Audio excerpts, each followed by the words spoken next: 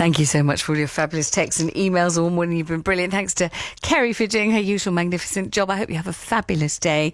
And I'll see you tomorrow morning. Lots of love. Young and beautiful, if you want to be loved. This is BBC Radio 2, online, on digital radio and on 88 to 91 FM. BBC News at 6:30. This is Moira Stewart. Good morning.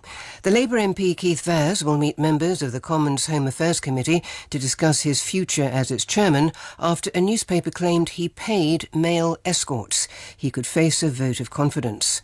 More than 200 people have been prosecuted for sending private sexual images of someone without their consent since a new law came into force in England and Wales last year. There was also a record number of cases involving sexual offences and abuse. Clinical trials suggest taking vitamin D supplements could prevent severe asthma attacks. Researchers studying patients with mild or moderate asthma found the vitamin halved the proportion of attacks needing hospital treatment. A study has found air pollution particles can get into the brain through nasal tissue and could be a factor in conditions like Alzheimer's. A magnetic iron oxide produced in car engines has previously been linked with degenerative brain disease. Today's weather forecast: cloudy with patchy rain across southern Scotland and Northern Ireland, with some sunshine elsewhere. Those are the BBC headlines. Our next news at 7 o'clock. Thank you, Moira. Online. Morning all. On digital radio. And on 88 to 91 FM. BBC Radio 2. Mesdames et messieurs, The Chris Evans Breakfast Show.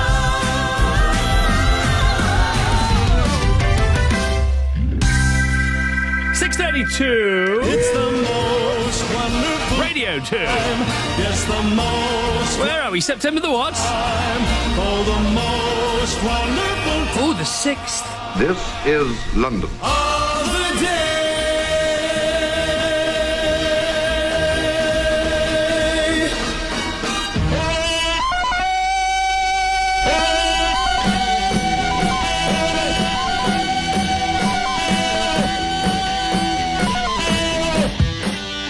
Happy Tuesday, everyone.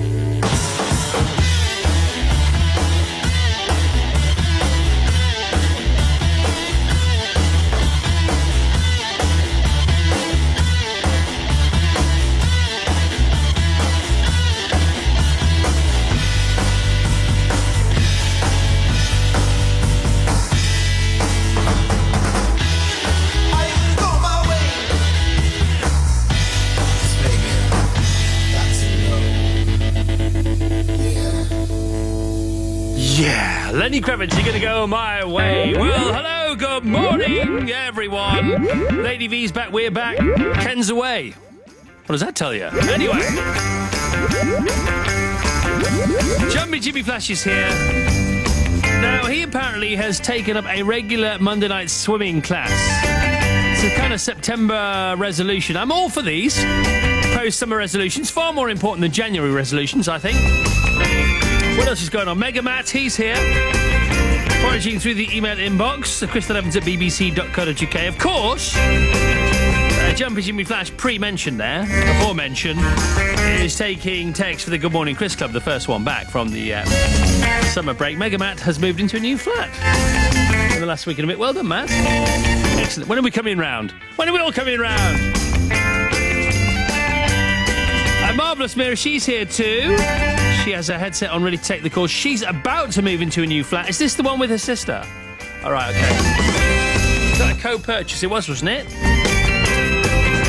See, the team, we're all over each other here. What else is going on? Well, big guy on the bells, whistles, levels and faders. He's been on a 3-week camping trip in Europe. He's our studio manager today and he's lost loads of weight. Now, how's he done that? How'd you go on a massive summer holiday and lose weight? Vassos is sporting, Morris using, Lynn travelling. Miss Ellie is poised with the new stationery in hand, ready to start a brand new term. Our headmistress, our very own Theresa May, really. Our very own Chairman May. Yeah. 23 to 7 now. Radio Twosville. We fight till I was given. Perfect disasters. We were reaching for the rafters. Hey. And most of the days we were searching for ways to get up and get out of the town we were raised, yeah, cause we were done. I remember we were sleeping in cars, we were searching for ours, we were burning cigars with the white plastic tips till we saw the sun. But we said crazy things like, I refuse to look back thinking days were better just because of younger days. I don't know what's round the corner, way I feel right now, I swear will never change. Back when we were kids, swore we would never die. You and me were kids, swore that we'll never die. Lights down, and we're driving just to get out. Perfect disasters. Yeah, we were swinging from the rafters. Hey, we were dancing in cars, we were looking for eyes, we were naming the stars after people we knew till we had to go. And we were saying things like, I refuse to look back thinking days were better just because of younger days. I don't know what's round the corner, way I feel right now, I swear will never change. Back when we were kids,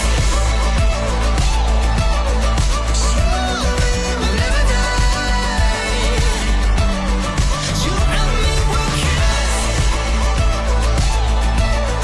swore that we'll never die. Nights when we kept dancing, changing all our plans, making every day a holiday. Feel the years start burning, city lights they're turning, but something about this feels the same. Back when we were kids, swore we would never die. You and me were kids,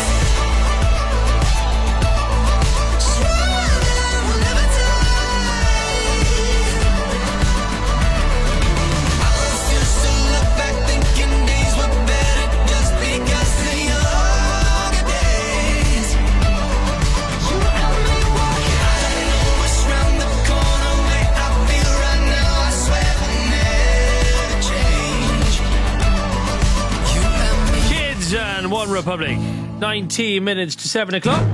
First, good morning, Chris Club. Post the summer break. Here we go. Good morning, Chris. Please can my daughter Jessica be in the club? Yes, she can. She's starting her new secondary school today and is so nervous, says Joe Powell. Well, Joe, good luck to her, but not as nervous as so many parents. I didn't realise so many parents get so nervous on back-to-school days and weeks, especially newbies. Morning, Chris. Davey Boy Smith says, I'm getting ready for a day of gold panning in Scotland with my other half, Rachel, and her dad, Keith, who's over from Canada. Good to see you back. Oh, thank you so much. Well, happy panning. Good morning, Chris. Good morning, Susan McDonald. I'm up for brekkie and waiting for an engineer to arrive. Oh, good luck. He'll be here, he says, between 8 and 1. I'm hoping he'll come early or I'll have wasted a whole day otherwise. I'll crack on with the ironing, though, whilst I'm waiting. All right, Sue, good for you. Hope you got plenty. Penny Fricker says, hi, Chris. Welcome back. It's the last of 6 night shifts over. So can I join the club, please? Yes, you can. Today's the light at the end of that tunnel. From Amanda, hello, Chris. Good morning. Can I join the club, please? Up and at 'em as my kids go back to school today so I can have a quiet run around the country lanes, then head home to clean and tidy the house that they've wrecked over the past 6 weeks. Oh, just 6. Come on, you mums. 8 for ours. And there's a big article here by the way, about the art of being a slummy mummy. And then another one about the real reason women get so many headaches. Girls, it's all about you guys. Kerry Hickman says, good morning, Chris. Can I join the club, please? Getting ready for my first day back with the Brownie Group 145 Sheffield Hallam Brownies. After the summer, we're all excited because we have a bonus. Really wild pack holiday this weekend. Well, good for you and good for them. BBC Music at the BBC Proms. They were 2 brothers from Brooklyn who grew up to be America's most celebrated songwriting duo. I'm Paul Gambaccini. On Friday night, I present a tribute to the music and lyrics of George and Ira Gershwin. Must have music in the land. You'll hear songs from their vast catalog of work, performed by the John Wilson Orchestra, with special guests Louise Dearman, Matthew Ford, Julian Ovenden, and the Maida Vale Singers. Friday night is music night. The Gershwin Prom, Friday from 8 on BBC Radio 2. Cheers, Gambo. 16 and a half minutes to 7. Today's Big Screen Belter now, chosen by Russell Taylor from Leicester. He says, this track kicks into action, as it will now, at the start of an excellent espionage film and grabs your attention from the very beginning. The stellar lineup features Colin Firth, who's all over the papers today, Michael Caine, who recruits a street kid to their exclusive spy organisation to save the world from the evil Samuel L. Jackson. Russell's Big Screen Belter from the film Kingsman. The Secret Service is Dire Straits with Money for Nothing. All right!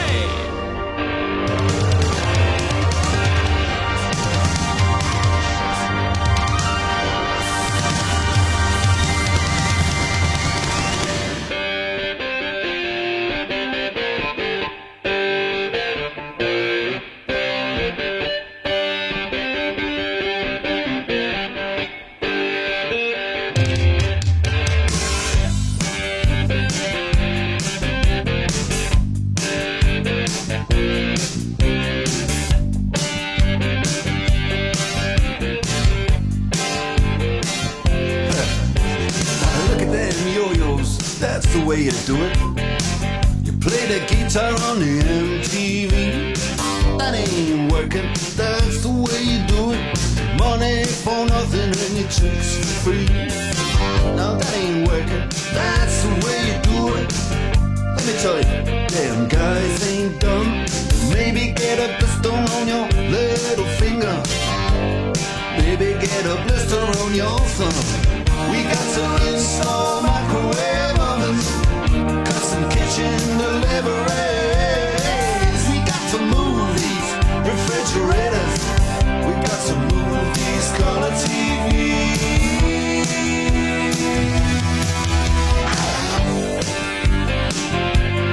Move on, move on.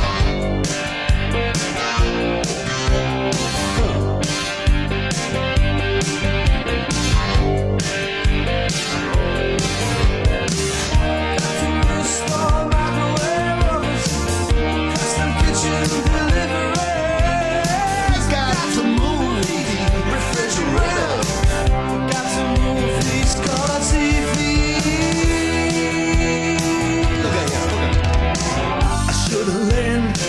played the guitar. I should have learned to play them drums. Look at that mama, she got it sticking in the cameraman. We could have some. And he's up there. What's that? Hawaiian noises. He's banging on the bongos like a chimpanzee. Oh, that ain't working. That's the way you do it. Get your money for nothing. Get your chicks for free. We got to install microwave oven, custom kitchen deliveries. We got to move these refrigerators. We got to move these color TVs.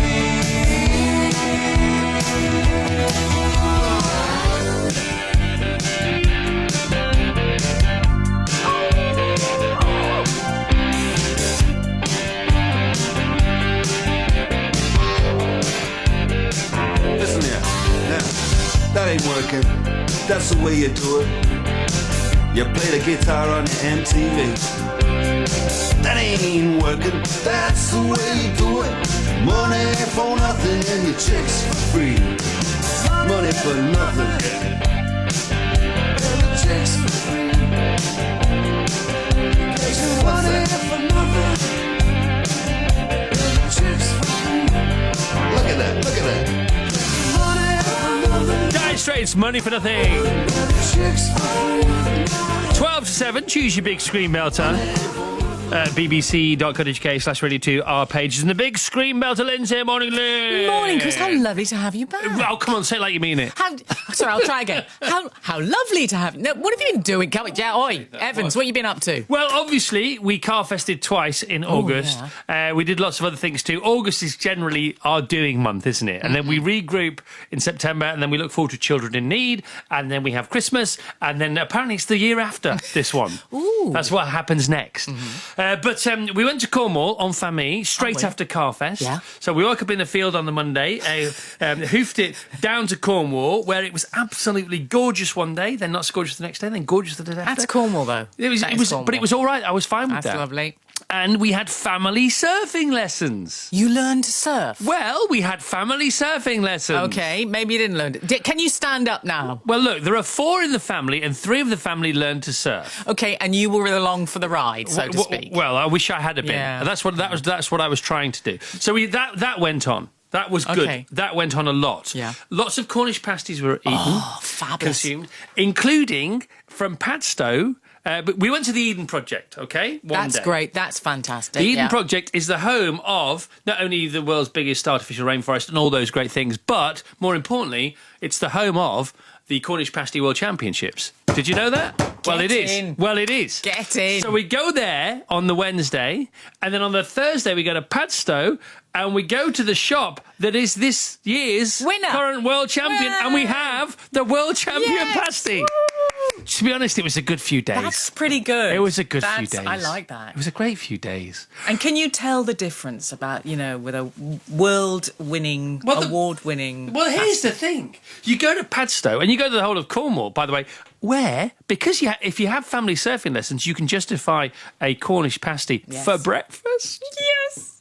Hang on, I do that anyway. And by the way, there's a queue for Cornish pasties, 4 people having them for breakfast. But then you go to Padstow, and there's Cornish pasty shop after Cornish pasty shop after Cornish pasty shop. And of course, there are no bad Cornish pasties. As we well know. So the context, the bar is so high. It's like Usain Bolt racing against himself in every Olympics. It's like that. That's good. But one Usain Bolt is better than the others. Yeah. So no, it was all marvellous, and it was all wonderful. But then... Yeah. On Friday, we deposited the ankle biters with their cousins. Natasha and I went off to Portugal for my best friend's wedding. Oh, how lovely! Yeah, not the movie, because you can watch that at home. That's a good. This is an actual thing, right? An actual. We actually went to a thing. You actually went to a thing. Yeah, to a wedding. Was that good? It was fantastic, and the frothy coffee man came with us. Now he was staying in the room next to us, and. He left his door open. I walked in by mistake, and guess what I caught the frothy coffee man doing? Do I dare ask? I'll tell you after. Looking at the producer. I will tell you after the travel. It is so frothy coffee man-esque, you will not believe it. 9 to 7. Was he ironing his socks? He was ironing. He was ironing. He was ironing everything. That's what he was doing. He'd phone reception and said, "Can I have an ironing board? Do you have one?" And he was ironing to his little frothy coffee man's heart's content. Scottish Borders, in his dressing gown. Big white fluffy one. How did I know he'd be ironing? Scottish Borders, north of Biggar, a heavy traffic recovery work underway following an accident. This is on the A702 at Candy Mill. Slow if you are heading south from Burton-upon-Trent on the A38. This is between Branston Interchange and Barton under Needwood. Leicester, a couple of lanes are closed on the A47, Humberstone Road. This is westbound at Kent Street. There's an accident there. West London, breakdown on the A4 on the eastbound side between the Hogarth roundabout, which is the A316 at Chiswick, and the Hammersmith flyover. It's already building up if you're clockwise on the M25, 5 to 6, M26 through to Godstone. And south of Battle in East Sussex, accidents close the A2100. That's Battle Hill. It's between Powder Mill Lane and Telham Lane. Back with more in half an hour. Back with Vassos. Ironing his socks. So lovely. Everything. Ironing the hotel towels. I said, there is a bar, there is a swimming pool out there, there's a beach if you like. I wanna rock your body. Please stay. Dance me. You don't have to admit you want to play. Dance me. Let me rock you to the break of day. Dance me. Got time, but I don't mind. Just wanna rock you, girl. I'll have whatever you have. Come on, let's give it a whirl. See, I've been watching you, and I like the way you move. So go ahead, girl, just do that ass shaking thing you do. So you grab the girls and you grab a couple more, and you all can meet me in the middle of a floor. So the air is thick, it's smelling right. So you pass to the left and you sail to the right. Don't be so quick to walk away. Dance with me, I wanna rock your body. Please stay. Dance with me, you don't have to admit you want to play. Dance with me, let me rock you to the break of day. Dance with me. I don't mean no harm, just wanna rock you, girl. You can move, but be calm. Let's go, let's give it a whirl. See, it appears to me you like the way I move. I tell you what I'm gonna do. Pull you close and share my groove. So you grab the girls and you grab a couple more, and you all can meet me in the middle of the floor. So the air is thick, it's smelling right. So you pass to the left and you sail to the right. Don't be so quick to walk away. Dance with me, I wanna rock your body. Please stay. Dance with me, you don't have to admit you wanna play. Dance with me, let me rock you to the break of day. Dance with me. Talk to me, boy. Disrespect, I don't mean no harm. Talk to me, boy. I can't wait to have you in my arms. Talk to me, boy. Hurry up, 'cause you're taking too long. Talk to me, boy. Have you naked by the end of this song. So what did you come I'm for? Came to dance with you. Come on, came to romance with you. For love, and I'll take a chance if love is here on the floor, girl. Oh, a bit of Justin Timberlake, a rocky body, and a lot of Vassos Alexander. Good morning, Vassos. Good morning, Christopher. Welcome back. Thank you very much. I hear, it could be a rumour, it could be a whisper, I'm not quite sure if it's true. You could tell me, you can confirm this or not, that Rory McIlroy has won a golf tournament. He has won a golf tournament. Oh, my goodness me. First golf tournament for 16 months. He gets a very lovely blue cup/vase for winning. And here he is pictured on the back of the I newspaper with his fiancée, Erica, holding said blue cup/vase. Didn't know he's engaged again. Oh, yeah, no, he's been engaged for a while. Has he? Didn't know that. Had no idea. Erica Stoll, she's called, and she was working, still is maybe, at the PGA Tour in America. Well, good for him and good for her and good for them. And he won on a Monday, so was there bad weather over the weekend? No, I think it was a bank holiday for them. Oh, there you go. So it started late. And Paul Casey came second. Yes. Wow. Paul Casey was winning by 3 shots ahead of the final round. Oh, was he? I know. Oh dear. I know. But if you were gonna just like, pick, I mean, I like Paul Casey and I like Rory, so it didn't really matter to me who won. But Paul Casey's not in the European Ryder Cup side, and Rory is. So it. We've got that to look forward to. I know. When is it again? It's the 30th of September. Oh, it's this month. Thank heaven for it's that. this month. There you go. We've got Bridget Jones. Yeah. We've got Kofi and Poldark, Victoria, Bake Off, Strictly, Ryder Cup. Oh. And I spoke to Darren Clark last week. That's 7 things. Yeah. That's a magnificent 7 things. That is not a bad September, That's is it? right. No. Suddenly I'm happy For again. September. And Darren Clark had a little twinkle in his eye last week when he was announcing his 3 wild cards. I went to Wentworth, I covered that press conference and then spoke to him afterwards. And I just get a feeling, because he told me that they were all, like the team now have their own little WhatsApp texting group. Right. And they're all sending jokes to each other. So basically they've started early. They've started this team spirit thing early. The bonding thing. I think it's going to be fun. It's going to be fine. It's going to be fun. It's going to be fun. Where are we going to watch it? I don't know. We've got to have a party. We do have to have a party, yes. Yes. Let's not tell the families quite yet. No. But this is definitely in the offing. No, and don't tell the bosses here that on the Monday morning, because it's an American one, we might be a little bleary-eyed. Isn't there an October bank holiday? Yes. Can we sort one out? There should be a Ryder Cup bank holiday. There should be. What's wrong with everyone? Come on, everybody, kick back a little, for heaven's sake. What else is going on? Wales. I have other victories to tell you about. Yes, this is the front page of the Guardian sports section. Wales 4, Moldova 0, World Cup qualifying. Big picture of Gareth Bale celebrating. And the other victory that didn't make the back pages, Andy Murray won through to the quarterfinals in the tennis. Through the quarters? Yeah. Wow, well done. Who's he playing in the quarters? He's playing Kei Nishikori, who he beat at the Olympics, so okay. It's going to be okay. Yeah. Well, let's hope so.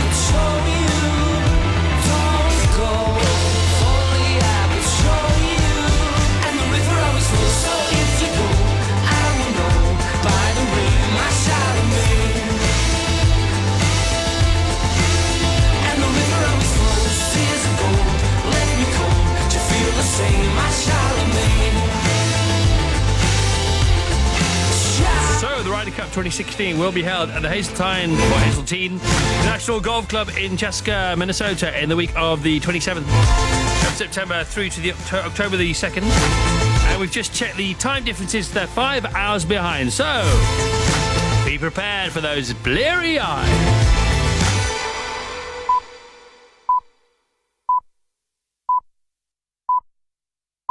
In the meantime, this is BBC Radio 2 online, on digital radio and on 88.91 FM. BBC News at 7 o'clock on Tuesday the 6th of November, or even September. Good morning, this is Moira Stewart. The Labour MP Keith Vaz is facing calls to resign as chairman of an important committee because of newspaper allegations about his private life. There was a big increase in prosecutions for sexual offences in England and Wales in the year to March, and researchers think they've shown how particles of air pollution can enter the human brain. The Labour MP Keith Vaz is under pressure to resign as chairman of the Commons Home Affairs Committee after newspaper claims that he paid for the services of 2 male sex workers. Mr Vaz has said he will discuss his future with MPs on the committee later today, but he's reported to be facing a vote of confidence. From Westminster, Glenn Campbell reports. This regular meeting of the committee will begin with a highly irregular item of business. In private, members will discuss if their long-serving chairman, Keith Vaz, can continue in that role. One committee source told the BBC that it would be far from reality to suggest that all members want him to carry on. If he doesn't stand down, it's possible the committee could hold a vote of no confidence. Last night, the Labour MP Kate Hoey said it would be in the interests of Mr Vaz and Parliament as a whole for him to leave the committee altogether. More than 200 people have been prosecuted for sending private sexual images of others without their consent since a new law came into force in England and Wales last year. The offence was introduced following complaints by victims of what's become known as revenge porn. Other figures from the Crown Prosecution Service show that prosecutions and convictions for sexual offences, child abuse and domestic violence reached a new high in the year to March. Here's our Home Affairs correspondent Danny Shaw. In April last year, a new law came into force targeted at people who uploaded onto the internet sexual images of someone, usually their ex-partner, in order to embarrass or humiliate them. In the first 12 months, there were 206 prosecutions, including cases where intimate images of women were posted on Facebook. Separately, 5 people were prosecuted for a new offence linked to domestic abuse, controlling or coercive behaviour. In all, the CPS brought proceedings against 117,000 people for domestic abuse, sexual offences or child abuse, a record number. Health experts say a new study indicates that taking vitamin D supplements alongside usual medication can reduce the risk of severe asthma attacks. A review of 9 studies found the supplements halve the number of attacks needing hospital treatment. Researchers say it's a major advance, but it won't help everyone. New research suggests tiny particles of air pollution can get into the human brain and could contribute to the development of diseases such as Alzheimer's. The study found nanoparticles of a magnetic iron oxide called magnetite travelled through the tissue of the nose and via the nervous system. High levels of the compound have been found in the brains of people with Alzheimer's, but it's not yet known if it causes any degenerative diseases. Professor Barbara Mayer from Lancaster University, who led the research, said the findings were shocking. We can identify that there are millions of these magnetic pollution particles in the brain. In 1 gram of human brain tissue, there will be millions of these magnetic pollution particles. That's a million opportunities for those particles to create damage to the cells in the brain. Tennis, and Andy Murray has won his 4th round match at the US Open, beating Grigor Dimitrov in straight sets, 6-1, 6-2, 6-2. On court afterwards, he said he'd played very well and was pleased to have recorded his fastest ever serve of 141 miles an hour. I served one at 145 in San Jose, but the next day they recalibrated the gun because it was completely wrong. The other fastest serve was here at the US Open around 138 maybe, but I've never hit over 140, so I think that was lucky. I only did it once, so I'm not expecting to do it again. And he'll play Kei Nishikori of Japan in the quarterfinals. Radio 2 is to broadcast 3 special programmes as a tribute to Terry Wogan, who died of cancer in January. One, presented by Jeremy Vine, will include the live transmission of the special service of Thanksgiving being held in Westminster Abbey on the 27th of this month. 2 other programmes will look back at Terry's life and career. Today's weather forecast, misty and murky to begin with in the south, becoming brighter, warm and humid. Cloudy with patchy rain across southern Scotland and Northern Ireland. Brighter in the north of Scotland, with top temperatures of 24 Celsius in London, 22 in Cardiff and 19 in Belfast and Edinburgh. BBC News, it's 7:05. Thank you, Moira. Online, on digital radio and on 88 to 91 FM. BBC Radio 2. Ladies and gentlemen, this is Radio Target. We want to wish you all a very happy Tuesday morning. September the 6th. This is your wake-up call. 2016.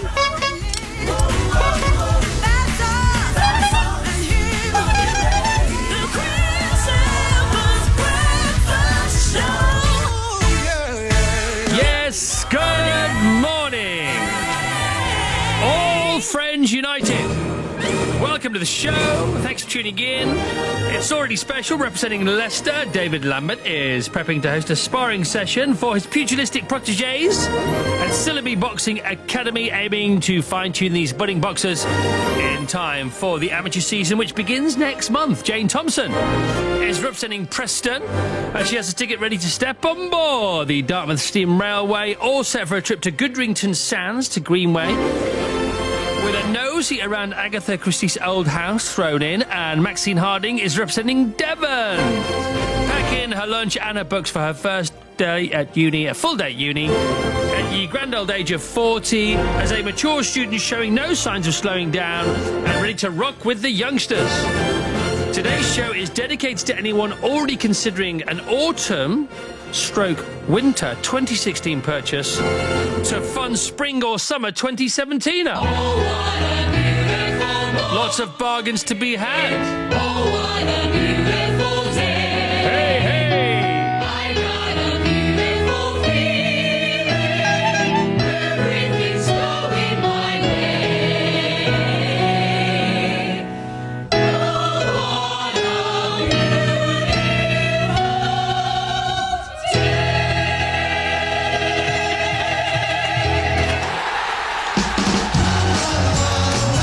We have her. Good morning, Britain, and welcome to another day here on planet Earth.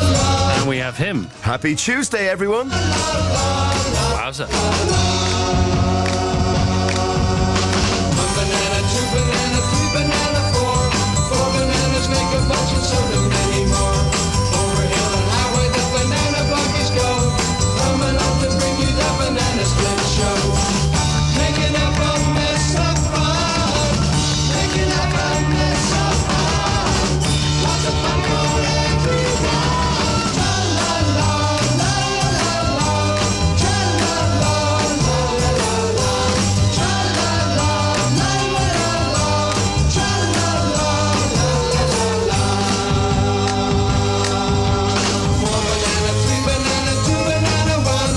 All bananas playing in the bright warm sun. Flipping like a pancake, popping like a cork. Bingo, bingo, Cooper and Storm. Tra la la la la la la.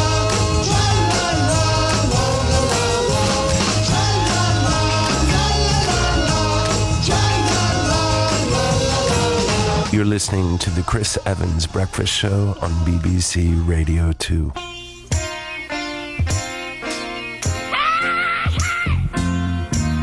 Oh yeah, baby. Like a fool, I went and stayed too long. I'm wondering if your love's still strong. Ooh, baby. Here I am, signed, sealed, delivered. I'm yours. Then that time I went and said goodbye.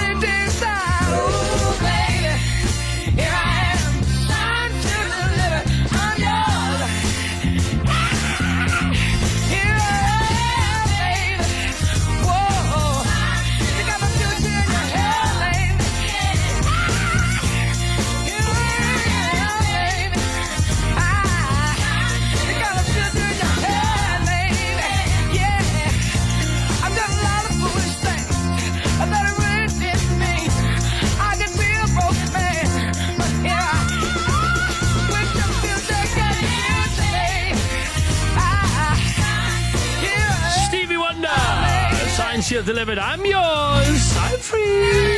11 minutes past 7. Tuesday morning. So the gang's here. We're back as one. And we are ready to rock and indeed roll as much as you'll have us and allow us to. Coldfield last night. Did anyone see it? I didn't. That's didn't. Miss Ellie, did you see it? Did you like it? She loved it. Okay, all right.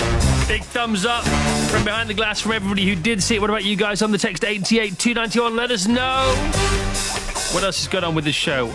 Also, on that number and via the email, crystalevans@bbc.co.uk. How about, can you beat this for naughtiness? Whilst we were away in Cornwall, we bought a giant meringue. That's a giant meringue, okay, and that's not it.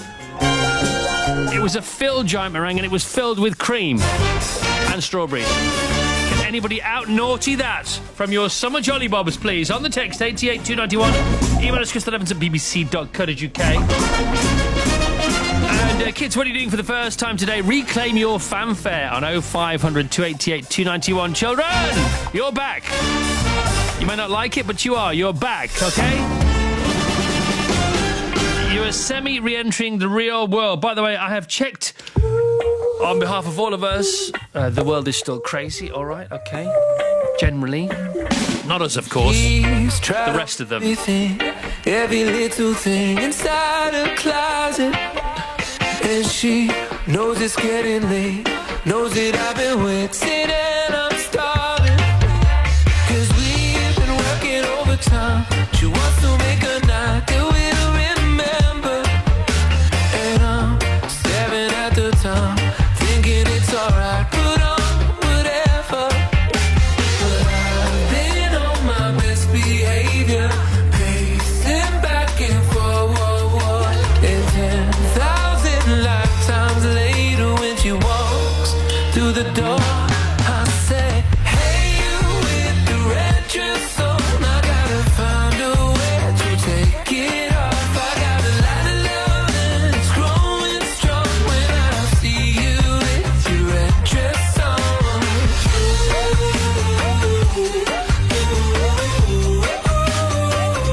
In that red dress,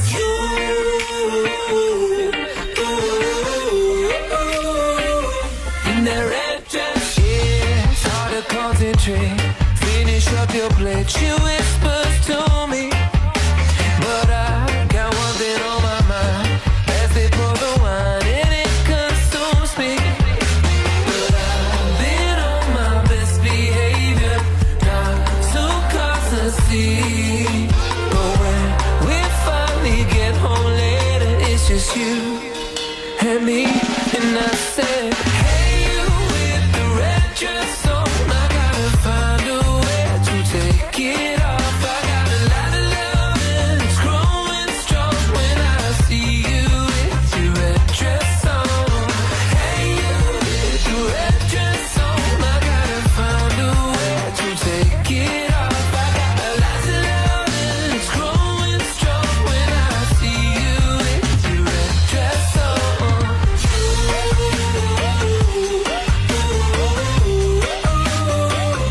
In that red dress.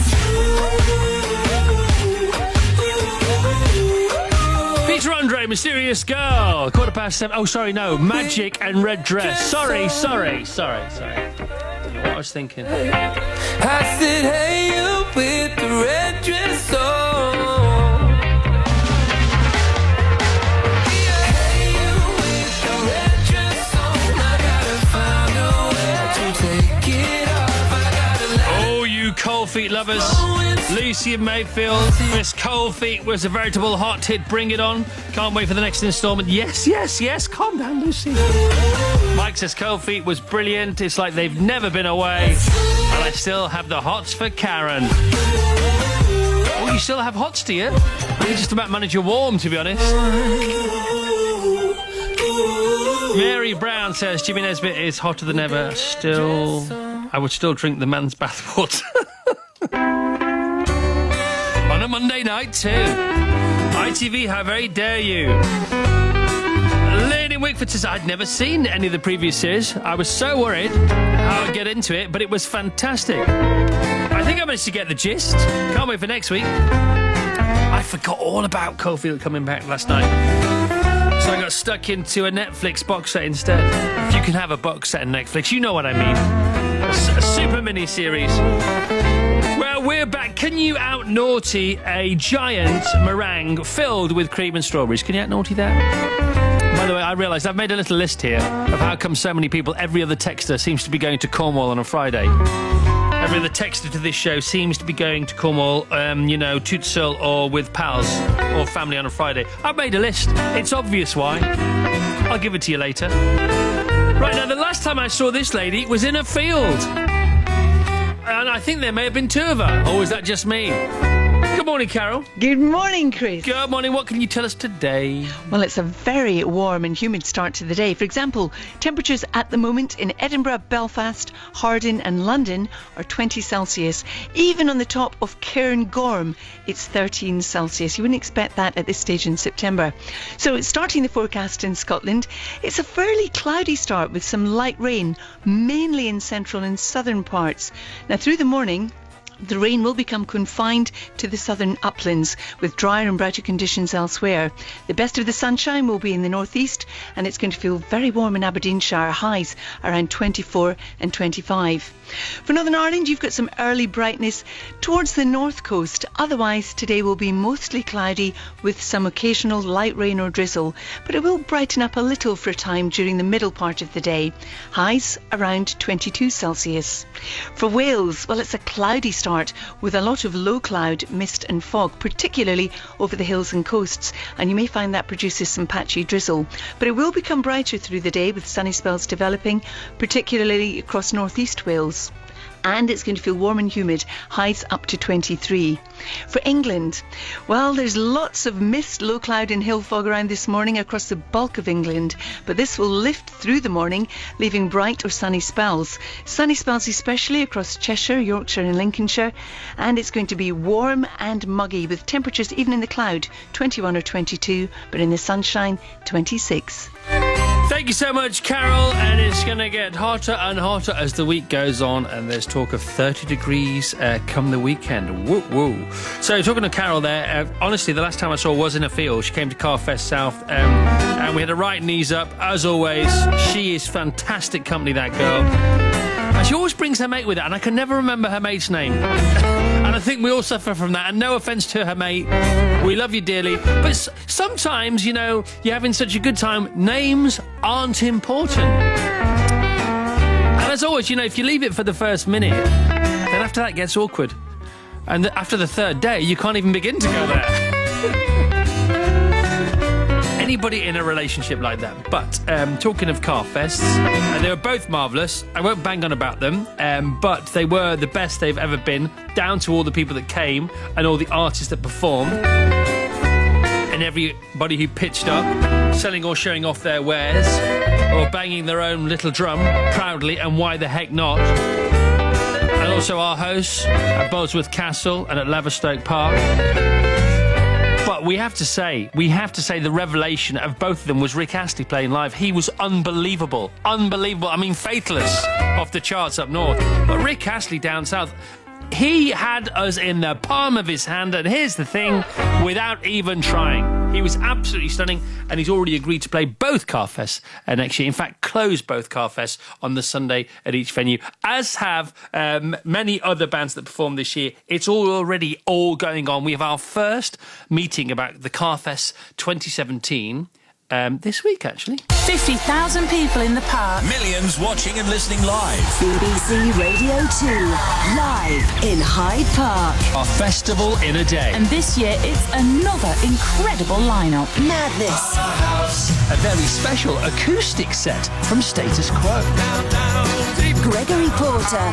With the in crowd. Travis. Jamie Lawson with special guest Cara Dillon. Andrea Triana. Leanne Rimes. And headlining, it's only Sir Elton John. Join us for Festival in a Day. Watch by pressing the red button from any BBC TV channel, Sunday from 1:15. If you want to keep the festival fever going, that's it. That this weekend. Oh my goodness. So we got that as well. It's going to be a great month. It's already a great month. How about today, though, as a day on its own, stood alone? This morning's On This Day for the 6th of September. It comes to us courtesy of a delightful duo who all this week from 7 on BBC One are celebrating 10 years of The One Show. Can you believe it? It's partners in crime, mum-to-be Alex Jones. Congratulations, Al and Matt Baker. Good morning, guys. Good morning, Chris. It's over to you two. On this day in 1959, the first Barbie doll was sold by Mattel Toy Corporation. In 1791, Mozart's opera La Clemenza de Tito premiered in Prague. In 1915, the first tank, nicknamed Little Willie, rolled off the assembly line in England.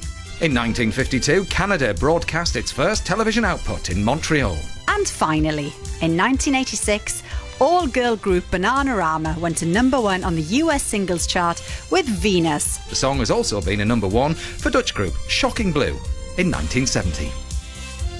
Well, thank you, guys. And all this week, The One Show will revisit a story selected from some of the 9,000 films broadcast over 2,000 episodes during the show's 10 years, each night from 7 on BBC One, celebrating 10 years of The One Show. 9,000 films. That's 2, 3, 4 a night. That's why The One Show is so popular, because that's 2, 3, 4 stories a night. Beginnings, middle, ends, moving you, informing you, educating you, entertaining you. That's what it's all about. And here's to all those people who've made those 9,000 films. Not easy. Researchers, producers, directors, presenters, editors.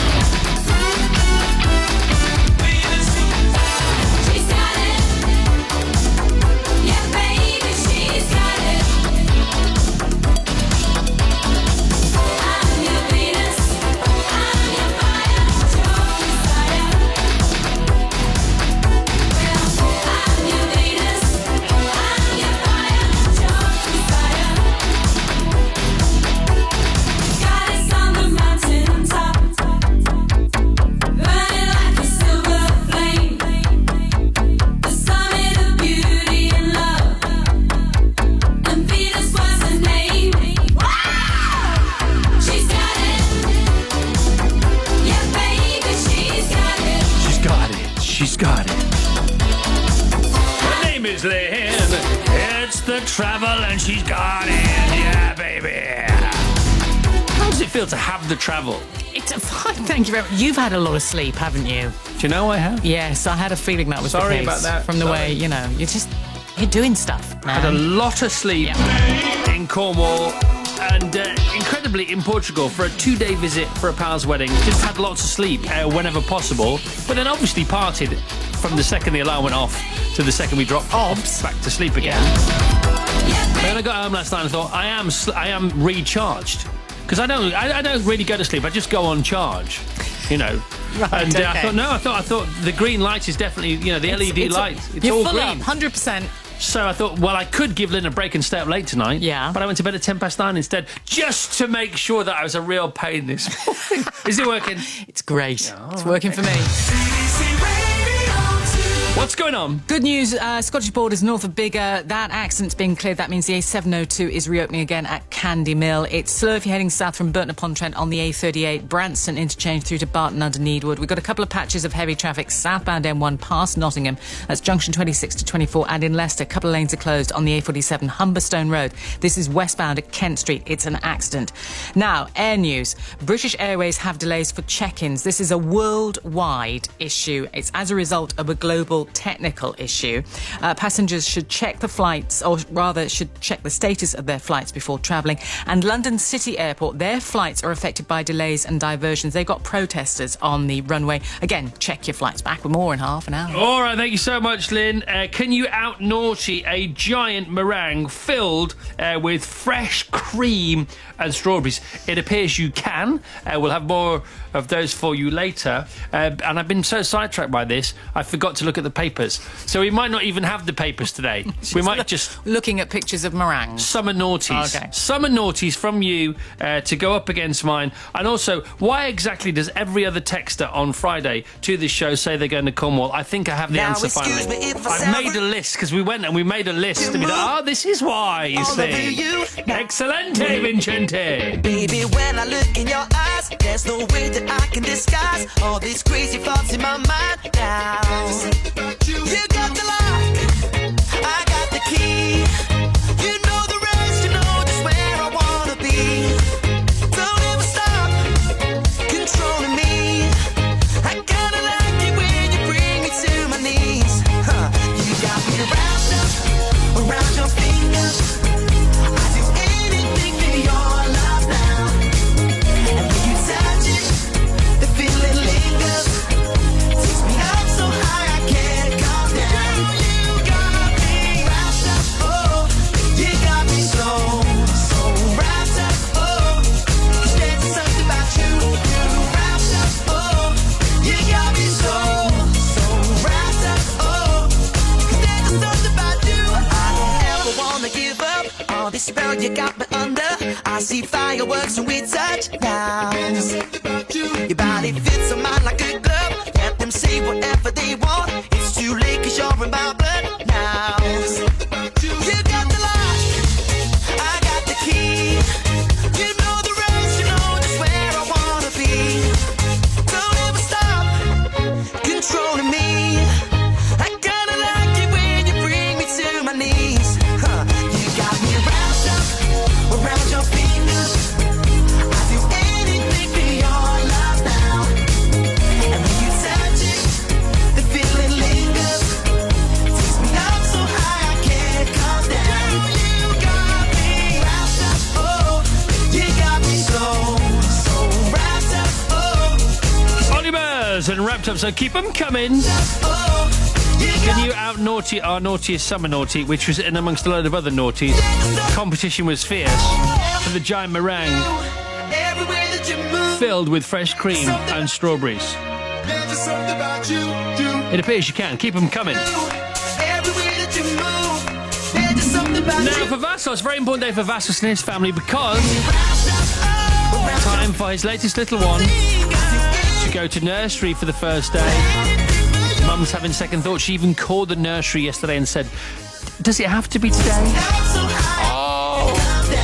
Tissues and tears. But if you see those tissues. Right, the final grown-up for this year coming back with the fanfare. Good morning, Adrian. Good morning, Chris. Adrian Park from Retford in Nottinghamshire, who reclaimed the fanfare from the kids for a while at the age of 52. He's our last adult off the rank for the summer break. What did you do for the first time over the last weekend in August, please, Adrian? So, Chris, I spent my bank holiday weekend at a working weekend and show, which was organised by the Nottinghamshire group of the National Vintage Tractor and Engine Club. It was like a Glastonbury for tractors. And you had an amazing time, by all accounts. I did, Chris. There was lots going on. It took me all Friday night to get things there because not only did I take a tractor, I took a Land Rover, a plough, a caravan to live in, and 200 sheaves of corn on a trailer for a threshing demonstration. Good for you. Right, now, your very favourite bit was driving a rare tractor. Tell us about this rare tractor. Okay, so this tractor, Chris, you'll like this. This tractor is called a Doe Triple D. I do, I a love very it, I clever love guy it. called Ernest Doe decided he could get more horsepower if he took the front axles off two tractors and piggybacked them in tandem behind each other. So basically, you're driving two tractors from the rear position. Now, I thought I dreamt about this. I thought I dreamt about pictures of this as a kid. And I thought I'd made it up like seahorses. But they both turn out to be real, don't they? Seahorses are real and does are definitely real. It's quite a beast, but I came off it with a grin 6 foot wide. And I have to say a big thank you to the generosity of the guy who lent it to me, Barry Mumby. OK, and well done for being Mr. Modest here, Adrian, because you haven't mentioned the fact you got 4th place in the ploughing match. Well done. Yeah, OK, so this was on the Sunday, Chris. There was a ploughing match, about 100 ploughmen, lots of different classes. And, yeah, I was amazed. I got 4th place in the novice class. All right. And the only thing you need to know, Chris, is there were more than 4 novices. I was thinking about asking that, but I thought it was a little bit cruel, but you brought it up yourself, so well done again. What else do we need to ask you? There were seesaws, there were tug-of-wars. This was another good bit, Chris. Each day at tea time, a butcher came on site with his van and set up stall, and he sold meat for a big DIY barbecue. So it was a big communal barbecue where you could cook your sausages and whatever. And then after that, there's tractor folk, Chris. So there's a bit of tractor shenanigans. So there was sort of tug of wars, and there was a special purpose-built seesaw, so you could sort of try and get your tractor balanced on the seesaw, which is actually harder than it looks. All right, butcher of the day, ploughing competitions, seesaws for tractors, double tractors. What's not to like? Give it a solid 10 out of 10, I would imagine, would you? Chris, I've got to say, it's a fantastic group of people. They made me feel really welcome. They even fixed my tractor when it had a little wobble. I can't wait for next year, so you're absolutely right. It's got to be a solid 10 out of 10. Well done. Tempted to go. But Carfest and the Tractor Fest, they seem to clash. What to do? Right, who's next? Esme Clues is here. Good morning, Esme. Good morning, Chris. Esme's from Ashbourne in Derbyshire. She's 7. And what are you doing for the first time ever today? I'm going into year 3 into my mum's class. All right, is Mum the teacher? Yeah. Oh, blimey, that's going to be interesting. Will you come back tomorrow and tell us how that went? Yeah. Thank you very much indeed. Excellent news. Esme Clues there. And we're crossing live from Esme to Maura Stewart in the BBC Radio 2 newsroom. Other headlines at 7:30 something. BBC News, and in the past few minutes, the retailer Sports Direct has said it will offer casual staff guaranteed hours instead of 0 hours contracts and increase pay for warehouse workers. A review of its working practices found serious shortcomings, which the firm says it deeply regrets. The Labour MP Keith Vaz will consider his future as chairman of the Commons Home Affairs Committee when he meets its other members this afternoon. Pressure is mounting for him to resign because of claims he paid male escorts. New laws making it an offence to distribute private sexual images of someone without their consent have led to more than 200 prosecutions in England and Wales. Prosecutors say there's a growing trend for using social media to carry out abuse. Researchers have found a possible link between vitamin D supplements and a decreased risk of severe asthma attacks. They believe regular doses of the vitamin would reduce the likelihood of episodes needing hospital treatment. Today's weather forecast, cloudy with patchy rain across southern Scotland and Northern Ireland, with some sunshine elsewhere. Those are the BBC headlines. Our next news at 8 o'clock. Headlines, cluck, headlines. We don't really mind, do we? As long as you get there in the end. I couldn't wait to get back to you. OK, and you said it was November earlier on. Maura's back on form. Just how we like her. How are you, anyway? Well, the closer I get to you, the sicker I get. The crazier it becomes. Sorry about that. People have said it in the past. No. Should be researched. No. It's because you're so overwhelmingly gorgeous, you see. Thank you very much indeed. Once again, she fibs so well. Bridget's back. Bridget, all over the papers. Bridget Jones. Bridget Jones' Baby, the third story in the Bridget Jones trilogy. They're saying that's it. No red carpet there at the premiere last night, only a pink one. That's good, isn't it? I like that. that. Nice touch, pink carpet for the baby. She must have had a baby girl. Well, that's what I'm thinking. Have they given away the ending? Anyhow, today's golden oldie, please. It's chosen by Lynn Edwards from Milton Keynes in Buckinghamshire. She says, as a little girl, all my summer holidays were spent at my grandparents' idyllic countryside home, surrounded by fields and trees. My granddad would put up a table under the shade of the willow and bring out my mum's old wind-up gramophone with a stack of 78s. And this was always the first record we played. The track that takes Lynn back is Paul Anka with Diana. Thank you, Moira. Thank you, Lynn. Thank you, Paul. Here comes Diana, 7:36.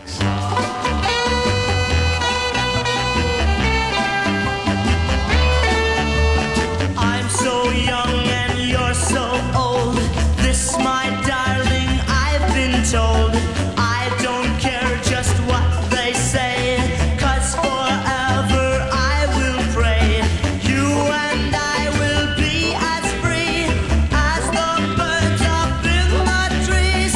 Oh, please stay by me, Diana.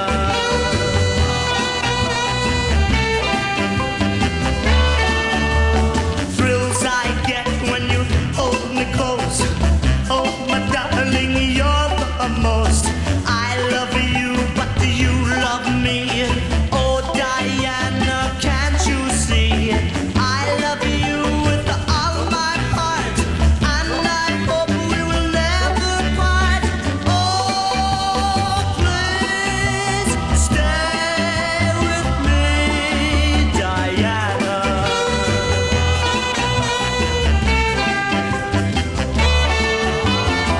Oh, my darling, oh, my lover, tell me that there is no other.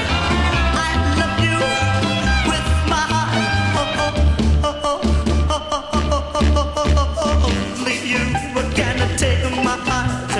Only you can tear it apart. When you hold me in your loving arms, I can feel you giving all your charms. Hold me, darling, hold me tight. Squeeze me, baby, with all your might. Paul Anka. Please stay. Choose your golden oldie. Tell Moira why it's the track that takes you back. bbc.co.uk/radio 2 our pages and Moira's golden oldie. 22 to 8, so I've flicked through the papers. It's a lot of Bridget, loads of Bridget Jones going on. I can declare today's official Great Brit if you'd like. I could do that. And I will be telling you how come every other texter on a Friday to this show seems to be going to Cornwall. Because we went there last week en famille, en route en famille. We had family surfing lessons, the lot. Lots of naughties were eaten and enjoyed. And it's quite obvious once you've been there why people go there, despite the weather, which is all over the place, to be honest. 2 years to the day, straight up an instant connection. You broke her heart for me and I let you. History is telling me I'm gonna be walking in her shoes. You let her down for me, now it's my turn. Should've known, I could've told you you were lying. Fool me once, fool me twice, so stupid me. Didn't wanna doubt, didn't wanna find out. But now I know, 'cause you came home with guilty flowers. Guilty flowers. 2 years to the day, roses to show your affection. Now thoughts are digging in and it's my fault. Who was I thinking that I could be somebody different?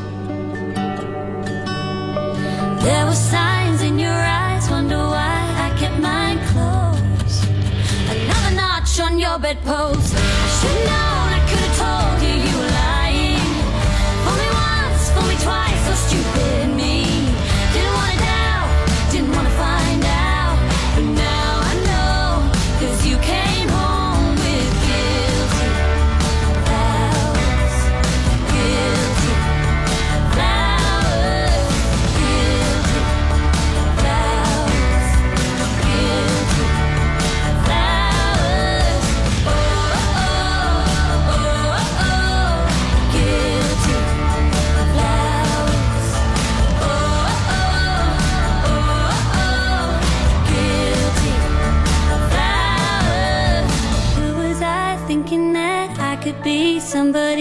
different. Should've known, I could've told you you were lying. Fool me once, fool me twice, so stupid me. Didn't wanna doubt, didn't wanna find out. But now I know, 'cause you came home with. Should've known, I could've told you you were lying. Fool me once, fool me twice, so stupid me. Didn't wanna doubt, didn't wanna find out. But now I know, 'cause you came home with guilty flowers. Guilty flowers. Guilty flowers. Guilty flowers. Ward Thomas, Guilty Flowers. Very nice job, guys. 90 day. We're a bit late, but we don't have the papers next. We'll have a quick look at what's going on with Bridget Jones, and then we'll dive straight back into Cornwall. Why not? Jules Holland. Two greatest things about making these shows are one, working out pieces of music which we can play live on the show with whoever the guest is. And I'm so delighted that Mickey Dolenz is here with us this evening. This song sung by Stevie Wonder. Shall we do that? Oh, that would be yeah, great. let's do it. Give me some lovin', huh? Oh, yes, please. And the other part is rummaging through all of my old records, and I go below the studios where we have vaults. We're going to open the door, down the stone, slippery, rather slimy steps, and suddenly as we cold and chilly. Jules Holland. Fantastic, rare old blues, rockabilly, what have you records, and brand new living guests. Monday night from 11 on BBC Radio 2. Thank you, Jules, and thank you, Jules, for all your efforts at Carfest South this year. You're amazing. By the way, Status Quo, who did round it all off for us, both North and South, our 10th Carfest South. Can't believe we've done 10. 10 years of the one show, 10 Carfests. What's going on? All good news. So, we'll have the papers here briefly for you. It's all Poldark, Cold Feet, more Victoria, still more residual heat from the launch show for Strictly as well. But overwhelmingly, it's Bridget Jones on the front page of every paper, even the broadsheets, even the Guardian. Bridget is back in Bridget Jones' Baby, the final episode in this trilogy of stories about this lady, and some papers giving it a 3 out of 5. The Sun giving it 4 out of 5. This is not a Bridget too far. How could it possibly be? I mean, she's only got to pitch up, really, hasn't she? From franchise movie terms, she's very much the James Bond of this cinematic world we continue to love. But a pink carpet for Bridget at the premiere. Now, does this indicate that the baby is indeed a little girl? It would suggest that, wouldn't it? And if so, is that a faux pas? Or is it a curveball? Is it a pink herring to lead us off into the wrong direction? And what the heck is this music playing behind me? Well, I can tell you. This is the Poldark theme tune, of course. Now, last week, my family and I, we went to Cornwall. You all talk about it every Friday, or at least every other texter does. And so we thought we've got to go there. And we had the family surfing lesson. And there are 4 in our family, at least the members of our family that went. And 3 of the 4 actually managed to surf. I'm not going to mention which one didn't make it. Okay, but one of the members of the family is 50, and that's all you need to know. But how come so many of you go to Cornwall? Well, let me tell you, I compiled a list, and basically it's all about the naughtiness. Cornwall is so naughty. All right, here we go. Cornish pasties, wall-to-wall Cornish pasties. I know.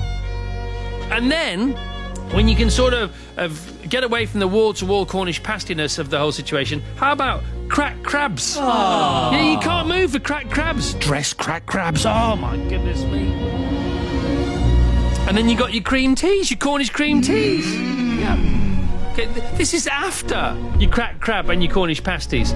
Then there's fish and chips wherever you go. Aww. This is why you go there, By the way, hardly anybody's overweight down there because there's so much walking and yomping going on as well. And it's fantastic. What else? Fudge! You got fudge there as well. You got fudge. Yeah, I know. Fudge it right away. And then you have the Phil meringue. Now, can you out-naughty the Phil meringue? Well, you're having a go. Morning, Chris. Try this for naughtiness. By the way, the Phil meringue was filled with fresh cream. Giant meringue filled with fresh cream and strawberries. Homemade Maltese and Mars bars cheesecake with whipped cream. The calorific content is immeasurable. Served at a certain pub in Shipton, Bellinger. And small portions Not available, says Steve in Andover. All right, well, there's lots more of those to come. Can you out naughty my giant film meringue from Cornwall, and now Steve's homemade Maltese and Mars bar cheesecake. No small portions available. Yes, she can. 14 to 8, BBC Radio 2. Catch a star if you can. Wish for something special. Let it be me. My love is free. Sing a song to yourself. Think of someone listening. One melody. You're up for me. I'll write a symphony just for you and me. If you let me love you, I'll paint a masterpiece just for you to see. If you let me love you, let me love you. Are you ready? Are you ready for love? Yes, I am. Are you? Are you ready? Are you ready for love? Yes, I am. Are you? Are you ready? Are you ready for love? You're the one, like the sun, shine your love around me. You'll always be the one for me. Say the word, I'll be there, loving you forever. Don't let me go. Just say it so. We'll hear the music ring from the mountain tops to the valley below us. We'll serenade the world with a lullaby, so the angels will know us, angels will know us. Are you ready? Are you ready for love? Yes, I am. Are you? Are you ready? Are you ready for love? Yes, I am. Yes, I am. Yes, I am. Yes, I am. Yes, I am. Oh, are you ready? Are you ready for love? Yes, I am. Are you ready? Elton John, are you ready for love? Yes, I am. Are you? So, September. Are you ready? A month to regroup and reboot? No way, Jose. Get on with it. Listen to this. You've already had your Poldark year Victoria. Strictly's back. Kofi back last night and you all loved it. The US Open in the tennis is underway. Andy Murray in the quarterfinals. More about that from Vass in a sec. The Ryder Cup will be here 30th of September. Radio 2's festival in a day. This Sunday, that's going to be. You got the Goodwood Revival, of course, as well, this month. You got the Paralympics starting tomorrow. That's all going on there. And Lynn, what's going on Saturday? Prawns in the dark. Prawns in the dark. Love it. Also known as Prawns in the Park, of course. That's what I call it. It's what? all Does going everyone on. call it that? And can you out naughty the giant meringue? Well, here we go. This is a giant meringue. We had one each. That's 4 for the family, each one the size of a cake. This is from Rick Stein's Bakery in Cornwall. Now, you don't really associate Rick Stein with baking, but I've got to say, his bakery is pretty hard to come out of. It's not like they're keeping you in there. You just can't leave. Can you? I didn't realise that you know, icing sugar could be or is magnetic. Yeah, we're in closed Cornwall. now, Mr. Evans. No, just one more. It wasn't just me. It wasn't just me. Seriously. Right, can you out naughty these giant filled meringues? I can out naughty your meringue, Chris, says Lucy from Gateshead. A Bow Bells WI cream tea evening in August with lots of giant cream filled meringues, plus muffins, cheesecakes, tray bakes, and some savoury food to balance it all out. Yeah, that's okay. That See, negates now, it. that text had it until the balancing out. You can't balance out naughties. No. There's no mitigation of this. There's no offsetting of this. I think she sees that she was just silly. She being ironic. She was being a little bit ironic. Doing the ironicking. Yeah. Right, from Jade in Flitwick, who doesn't like saying Flitwick. You would have to have a go? It's Flitwick. Is it? What? Oh, no. I was just going to have a go. I'm going to pour some ice cold water on that little campfire, why don't you? But you know who'll get told off? It'll be me. That's all right, as long as it's not us. Is it junction 12 off the M1, Critic, I think? Oh, don't know. Let's have a think about it for a while.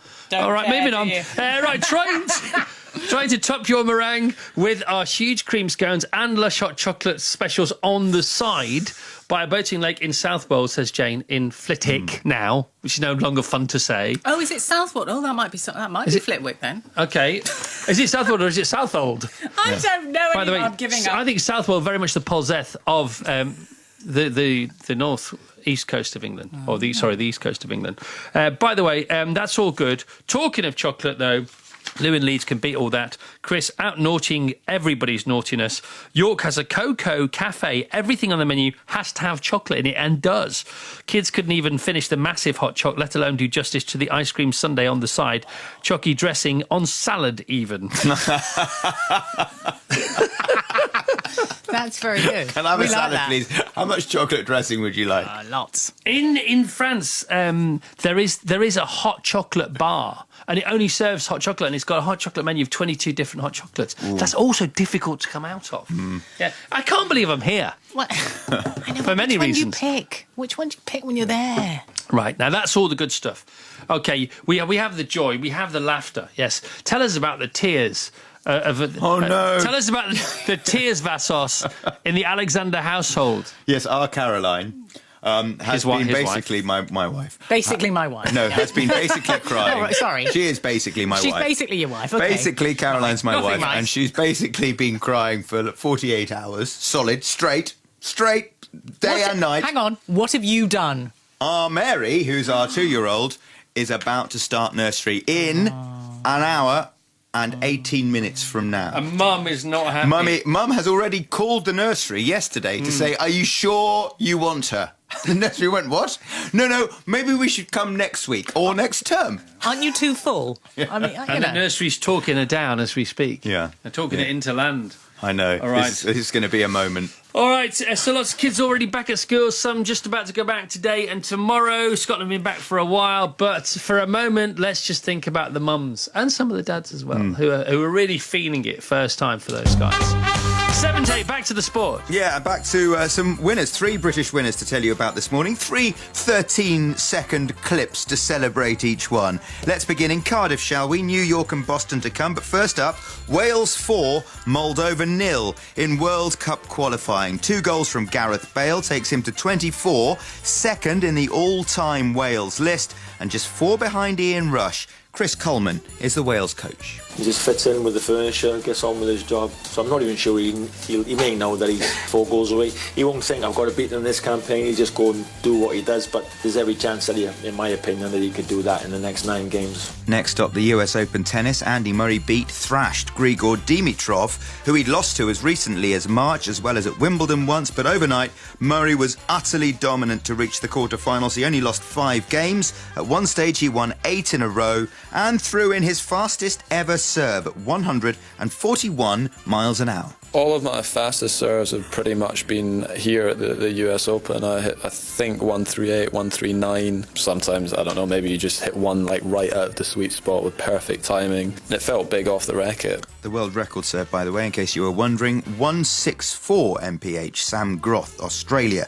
OK, from New York to Boston, where Rory McIlroy won his first PGA golf tournament for 16 months. An amazing turnaround to finish on 15 under par and win by 2, especially after he played the first 3 holes in 4 over par. It's just incredible, this game, how quickly things can change and how quickly things can turn around. And after 3 holes on Friday, there was so much going through my head, and none of those things involved sitting beside a trophy at the end of the week. And finally, staying in the US, in fact, Formula One news, big news potentially. An American media mogul nicknamed Darth Vader, John Malone, is close to taking control of the sport. Thank you. Taking control of the travel, here's Lynn. Thank you, Chris. Broken down van on the M62. It's westbound, junction 19 to 18. That's Hayward to the M66. Slow if you're heading south from Burton-upon-Trent on the A38. This is between Branston Interchange and Barton under Needwood. Couple of patches of heavy traffic on the southbound M1. Firstly past Nottingham, junction 26 to 24. It slows around Leicester again, junction 21A. And it continues to the theme. It slows junction 12, Toddington area, and then past Luton as well. Leicester, couple of lanes were closed on the A47, Humberstone Road westbound at Kent Street. That's reopening. West Sussex, accident on the A23. It's northbound. It's causing delays towards Hurstpier Point from Pycombe. It's busy on the clockwise M25, 5 to 6, M26 through to Godstone. We're all open again to the south of Battle in East Sussex. There was an accident on Battle Hill. That one's gone. Air news now.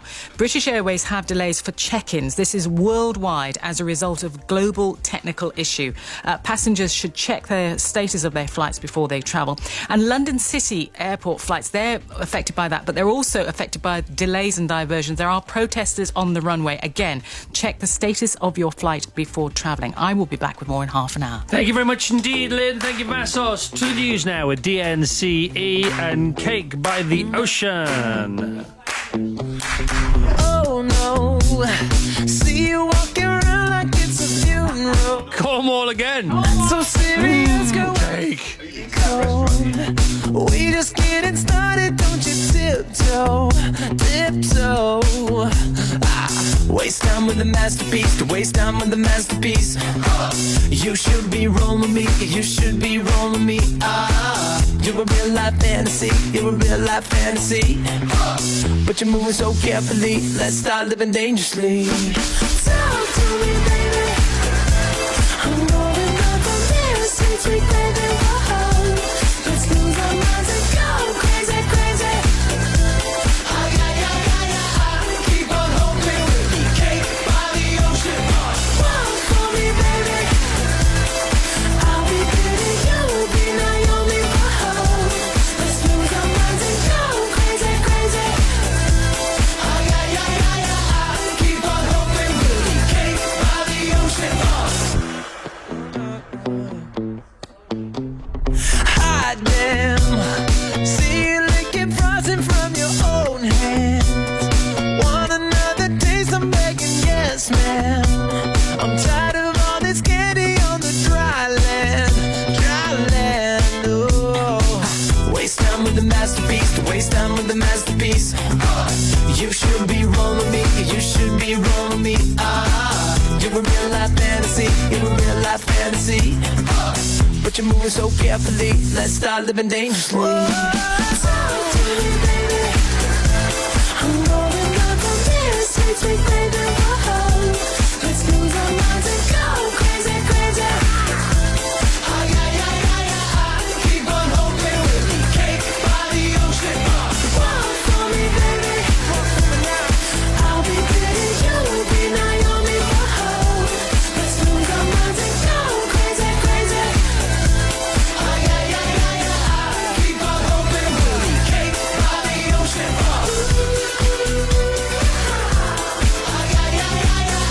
Keep on hoping we'll be cake by the ocean.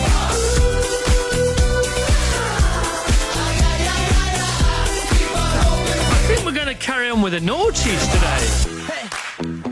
Tell us about your summer naughtiness. It's all food, by the way. That's all we're interested in. Talk to me. On the text 88291, that'll do for today. Also, we can mention tear-filled nursery runs, if you like. Lots of those coming in. My babies are going to nursery for the first time today too, says Woody in Inverness. Good morning, Woody in Inverness. I've never met a bad Woody, by the way. I think my wife will be weeping all day at work, he says. God bless her. That's what I was talking about. This cafe that he's been to. If you ask for a cup of coffee, what comes with a cup of coffee is a little chocolate mug with a double cream in it and a shot, and you drop the whole of the chocolate mug and everything that's in it into the coffee, and off you go with that one.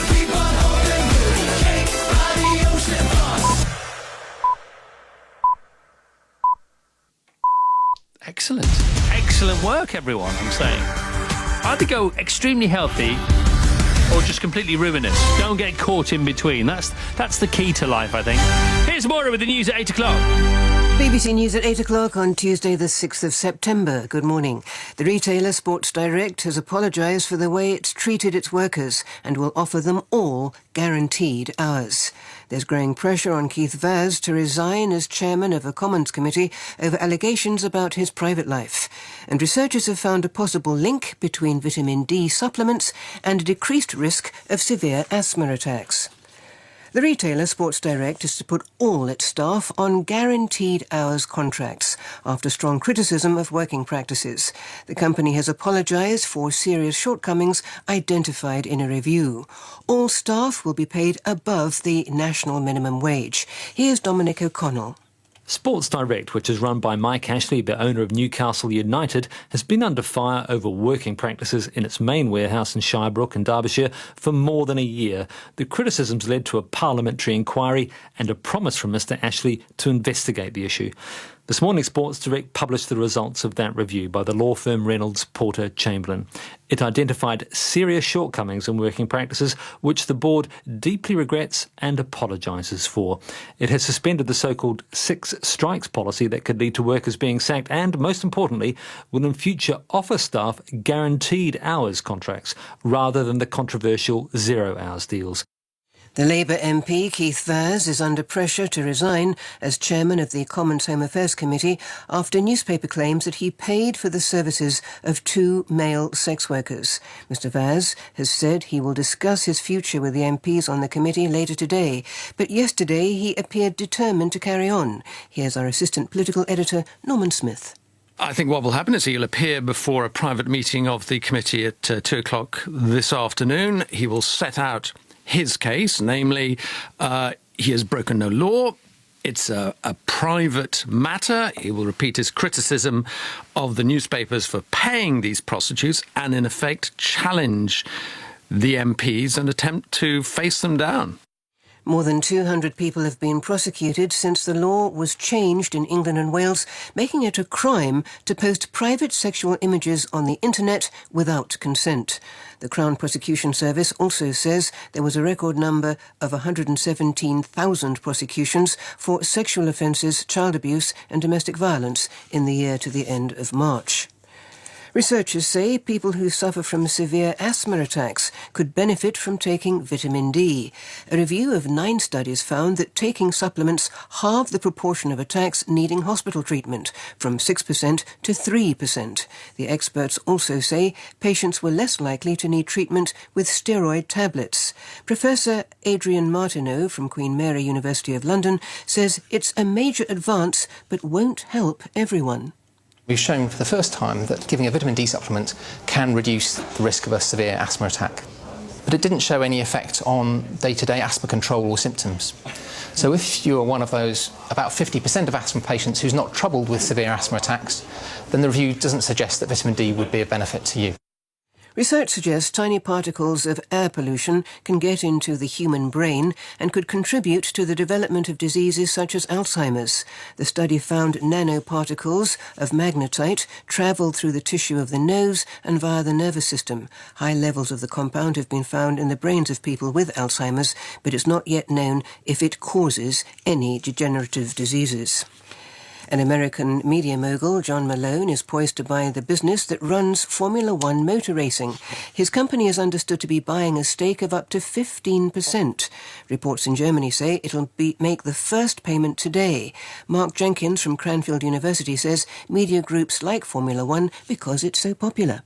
I think the critical issue for media companies at the moment is they've all got their platforms, whether it's Netflix or Amazon, it's content. And you've got to have the content that's going to bring the audiences and keep them loyal.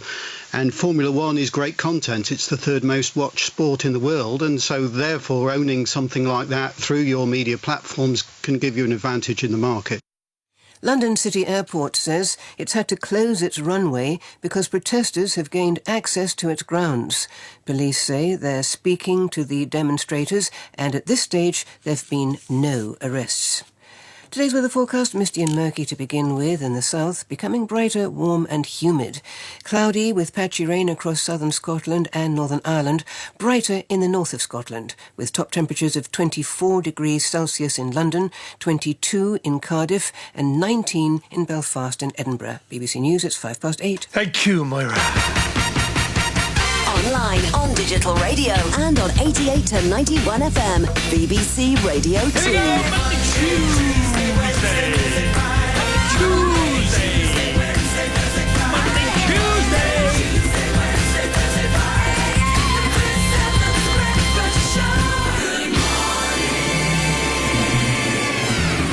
Over to Aidan. Good morning, Britain, and welcome to another day here on planet Earth. Bit of Demelza. Happy Tuesday, everyone.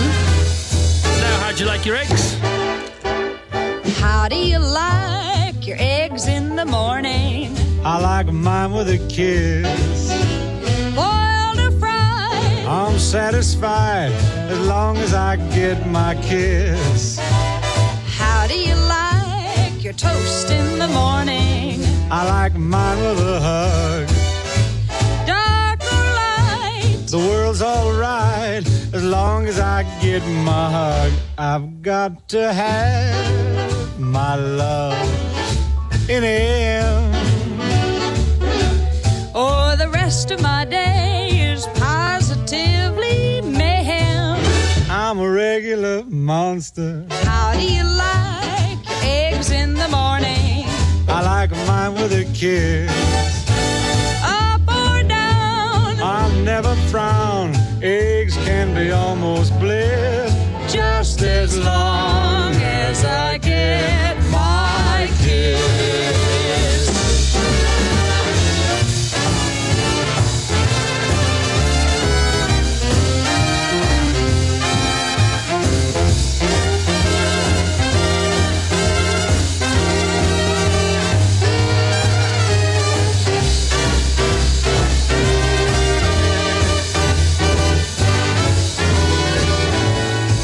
How do you like your eggs in the morning?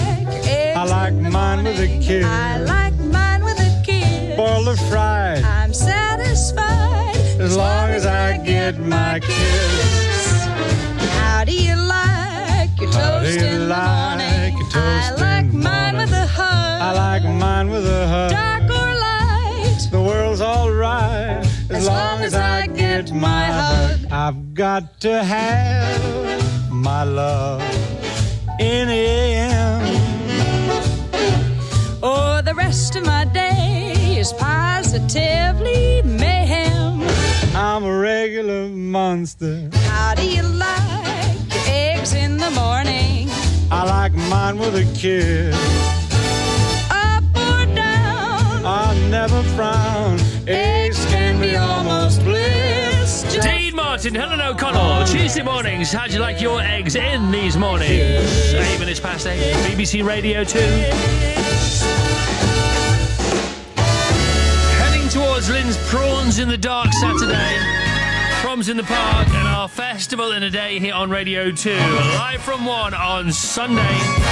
Lots of other stuff going on as well. Today's show is dedicated to anyone who is considering an autumn/winter 2016 purchase in preparation to fun up spring or summer 2017, because lots of people have used and abused and enjoyed things like motorhomes and, camper vans and things, and they put them up for sale around now, and there are bargains to be had, let me tell you. And my favourite story, to which we returned yesterday, back home here to Great Britain, was in the paper about the fact that motorhome sales have increased 50% in the UK year on year from last year to this year, especially amongst the more sporty, active over 50s. Hey! Right now, preschool news. Because my littlest boy Joshua is starting preschool today. He's excited, and so am I. No tears here. I'm just making some chocolate muffins for the teacher, says Rachel in Bromley. See, it's the chocolate muffins that do it. Morning, Christoph. Breaking news. My son Max is off for his very first day at Chapel High. He's the youngest of four, so I'm feeling very old and redundant this morning. Thanks, Joe Turner from Buxton in Derbyshire. Paul C says, on the way to Horsham, breaking news, Christoph, just run 5k in the gym so I can. Pave the way for a stop at Peace Pottage Services and a Cornish pasty. All right, let's get back to Cornwall. Bev, Andy and Olivia, who's age 3, just listening to you in the tent, eating pancakes in, you guessed it right, Cornwall. Because after my birthday meal of Wellington and Dauphinoise potatoes last night, I was too full for the homemade apple and caramel tart tatin. So I had a slice of cream. Sorry, I said a slice four of this with cream for breakfast. Sorry, I'm too excited. Mouth watering too much. That's Reese on the way to work in East Yorkshire. And how about this? This is a good one. Christoph, I've sent you a photo. I know you have, you devil, says Helen.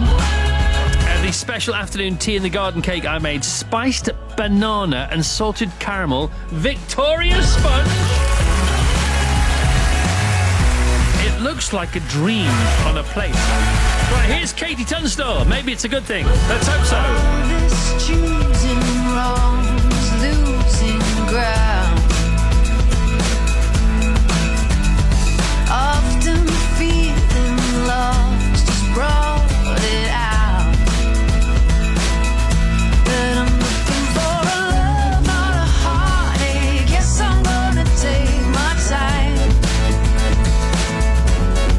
Even though I know from the handshake, if I wanna make you mine.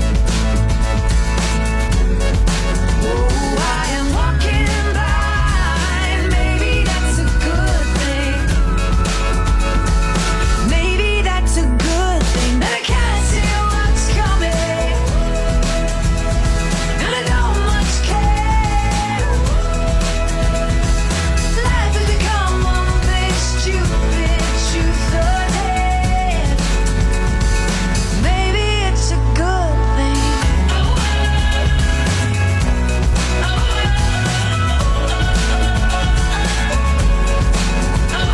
Temper me with dignity today. Ever true pure silver through my veins. Looking for a change in my makeup. Break apart and start again. I will ask the question, you will win my heart then. Oh, I will send you a sign. Maybe that's a rare thing. Maybe that's a rare thing. When a light comes blinding and it stops me dead, I'll always remember the time you sat next to me and you said, maybe it's a good thing.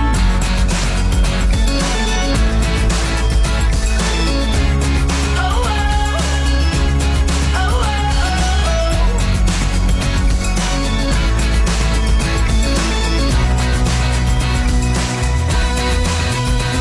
when a light comes blinding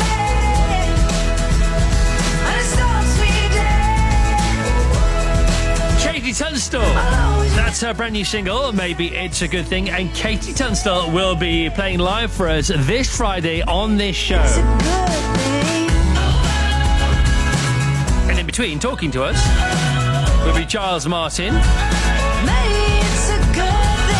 He's going to be bringing us his remastered recordings of the Beatles live at the Hollywood Bowl and stories of his late father, Sir George Martin.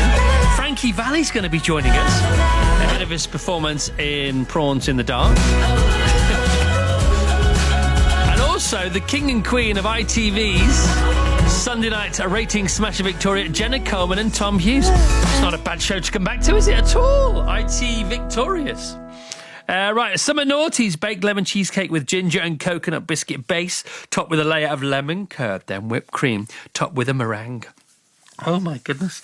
From Cassandra Tarry from Doncaster. It's a good job we're running the Windsor Half in a couple of weeks' time, isn't it? It's a good job. We need the Windsor Half. I'm not sure it needs us, but we need it. CJ in Bury St Edmunds, Chris Oban Chocolate Cafe, a fondue sharing platter, but that's not the thing. For one. Yes, that's... Wow, can you imagine? I've never done that. I've never ordered a sharing platter for one. Okay, so it's meant for four. Oh, to join... Oh, so naughty. CJ. My goodness me, what's going on with you? Lee in the Wirral says, morning, Chris. This summer, my wife Caroline, daughter Amara and I went to Bakewell to see what all the fuss was about and also to check which was the nicest part of the Bakewell tart, the tart or the pudding. After much tasting, we can confirm it's the tart. BBC Proms in the Park, celebrating the last night of the proms, performing on stage. ABC, Alfie Boe, Rick Astley, Tim Minchin and the cast of Matilda. Maggots when I'm speaking. All Saints, the BBC Concert Orchestra, James Galway, The Feeling, celebrated tenor Juan Diego Flores, and our headline act, Frankie Valli and the Four Seasons.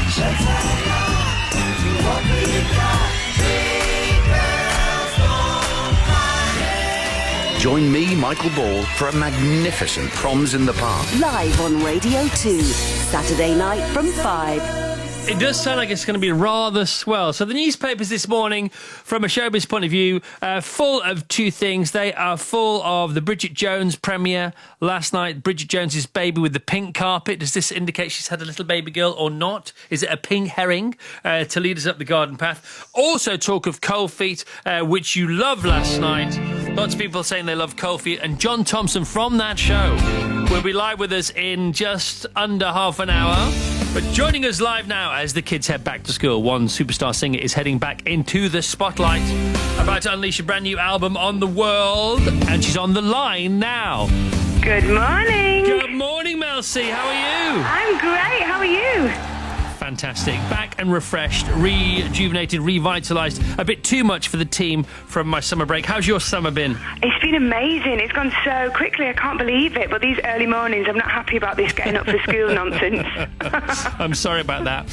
Can only apologise on behalf of the whole UK educational system. So, Thank you. Of course, you will have been thinking all summer about Nowish because you're back in, you're sort of back centre stage. This must have been on your mind for quite a while.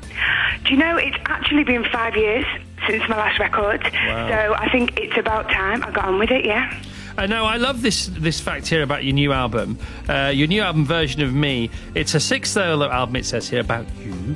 The goal was to make an album that you'd listen to now. But this is the bit I like. It was recorded in LA and a garden shed in London. You know, it's had, some quite varied places. I did some work in LA, and then, some work here in London. And also one of my fantastic producers, Tom Wilding, and co-writers, actually lives in a yurt in a field in Bristol. So, I think that eclectic mix has gone into the sound, definitely. I like that. Tell us about the shed, though. I mean, it must have been quite an elaborate shed. Is it your shed? Is it a friend's shed? Well, to be honest with you, calling it a shed, it's not really fair. It's a little writing room, like recording studio at the end of one of the guys from Turing Break's garden. So it's a little bit more refined than just having a few, rakes and the lawnmower in, to be fair. But it seems to sort of transmit this sense of peace and contentment and solitude and all the things you might need for an idea to pop up. Well, you know what? It was a beautiful day. The track we wrote together is called Something for the Fire. And we actually sat outside in the sunshine writing that song, which is quite unique. So, so hopefully all of those vibes from those different places have made this album really fantastic. All right, so you got sheds, you got yurts, you got Los Angeles. Yeah. No pressure here. You've got all the right ingredients. What's come out in the mix? Well, I really wanted to do something quite different for me, and I've always wanted to do an album which is more electronic. So it's still really pop. I'm a pop artist. I always will be. But it was just nice to experiment and do things a bit differently. And, music's changed so much, and I just feel like it's good to evolve, and my tastes have evolved. So that's what I wanted for the record. I want it to be good old me, but the modern, a new and improved version. All right, so Super September, we've already declared so much going on in Super September, and now you're part of that as well. We've got your Cold Feet, you got your Pole Dart, you got your Strictly Come Dance, you got your Bake Off, you got the Proms in the Park, you got the Ryder Cup going on. It's all going on, but of course, today is off and about tomorrow in show business. After Super September, we're talking about Rocktober. We've now declared it Rocktober, and you're going to be here on the 7th of October, and it's our first ever Friday where we're having two guests playing live. So you're going to be playing live along with C6 Steve. How do you feel about that? Oh, I love that. That'd be brilliant. How are we all going to fit in the studio? Sounds like you've only just found out. Do you know what? It is. It's news to me, but it's good news, and I'm very excited. All right, let's play this new single, Anymore. Okay, this is out on Friday, isn't it? If you can download it today. All right, okay, download this today. The brand new single from Melanie C, Anymore. Thank you, Melanie. Thank you, Chris. See you soon. Bye-bye. I've been trying to not think about you lately, trying to do myself some good, but I'm failing.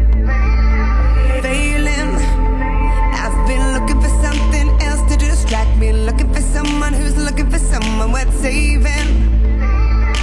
Save me. I feel the beat kicking my chest. Close my eyes and wait, but it's not working yet. I hear the music, but I can't dance. I should be moving, but I'm stuck, and I need to fight this feeling, so I'll stay here on the floor. I'm not supposed to love you, not supposed to love you anymore.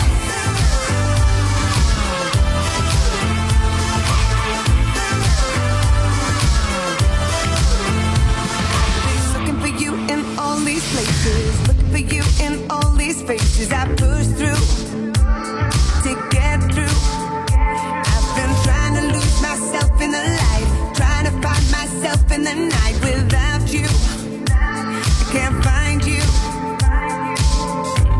I feel the beat kicking my chest. Close my eyes and wait, but it's not working yet. I hear the music, but I can't dance. I should be moving, but I'm stuck, and I need to fight this feeling, so I'll stay here on the floor. I'm not supposed to love you, not supposed to love you anymore.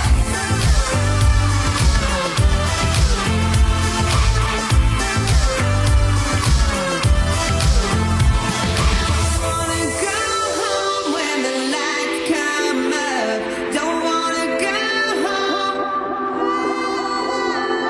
Don't wanna go home when the lights come up. Don't wanna go home. Don't wanna go home. I hear the music, but I can't dance. I should be moving, but I'm stuck, and I need to fight this feeling, so I'll stay here on the floor. I'm not supposed to love you. Well, there she is, Melanie C. Anymore for Anymore. That's a brand new single available to download today. Album on the way. Melanie C on the way to this show with more from the album Version of Me out in Rocktober. She'll be here on the 7th of October. The album available on the 21st of October. Now, can I say hello and good morning to an excellent big band of brothers who my wife and I met at the airport in Faro yesterday. We went to Faro for a couple of days for my best mate's wedding. It was absolutely fantastic. It was gorgeous. He's gorgeous, she's gorgeous, they're all gorgeous. A wonderful time was had by all, and we got some sleep in between, which was quite incredible. But on the way back, I met Marcus and the Great British shooting team who'd been in Portugal for the World Championships, and they'd picked up a bronze medal, which was incredible because it was over 40 degrees in Portugal over the weekend, 44 in some places, and this makes shooting very difficult because the lads are from Yorkshire and Lancashire. And so they're not used to the rifles slipping out of their hands. So they did really well to get their bronze medal. So good morning to you guys. Also, good morning to another fantastic band of brothers and sisters. We're talking about the Brickhouse and Rastrick Brass Band, who were fantastic at both Carfests. And talking about those guys, their number one single, of course, featured our very own Terry Wogan. So we're going to bang this out now. We're going to play it loud and proud, and then some big news for all Terry fans everywhere listening to the show today. Something very special happening, and you could be there to do with our tell. 8:24, BBC Radio 2.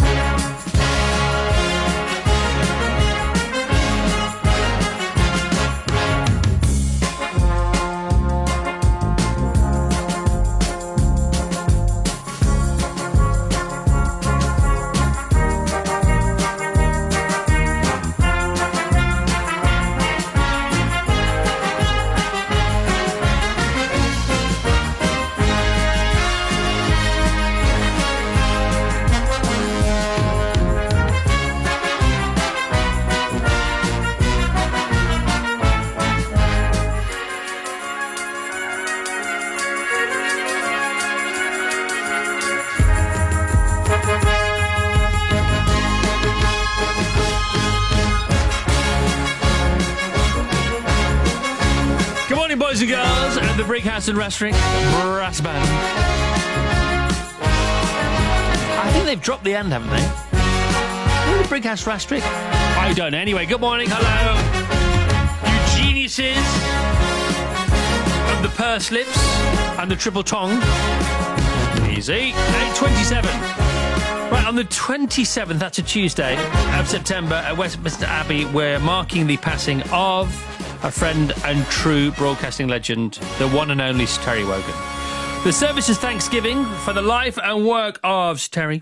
Will be attended by his family, friends and colleagues, and we'd love some of his loyal listeners to be there too. It has to be like that, doesn't it? It could only be like that. It couldn't be more fitting than to have 250 pairs of tickets available to the great British public. So if you'd like to join us, please go now to the BBC Radio 2 website and look for tickets. These will be allocated at random, and you have until 7 p.m. on Thursday to register. If you can't be there, we'll broadcast the service live on Radio 2 from 12 p.m. Isn't that a wonderful thing, Lynn? It's a wonderful thing. It's a wonderful thing, baby. Yeah. OK, now on the extras page today, on our little jingle thing here, we have this prepared. Ladies and gentlemen. Because I'd like to declare today's Great Brit. Is that OK with everyone? I think we should do that, yes. How about this guy? He's from Huddersfield, which is now being renamed the Hawaii of the North.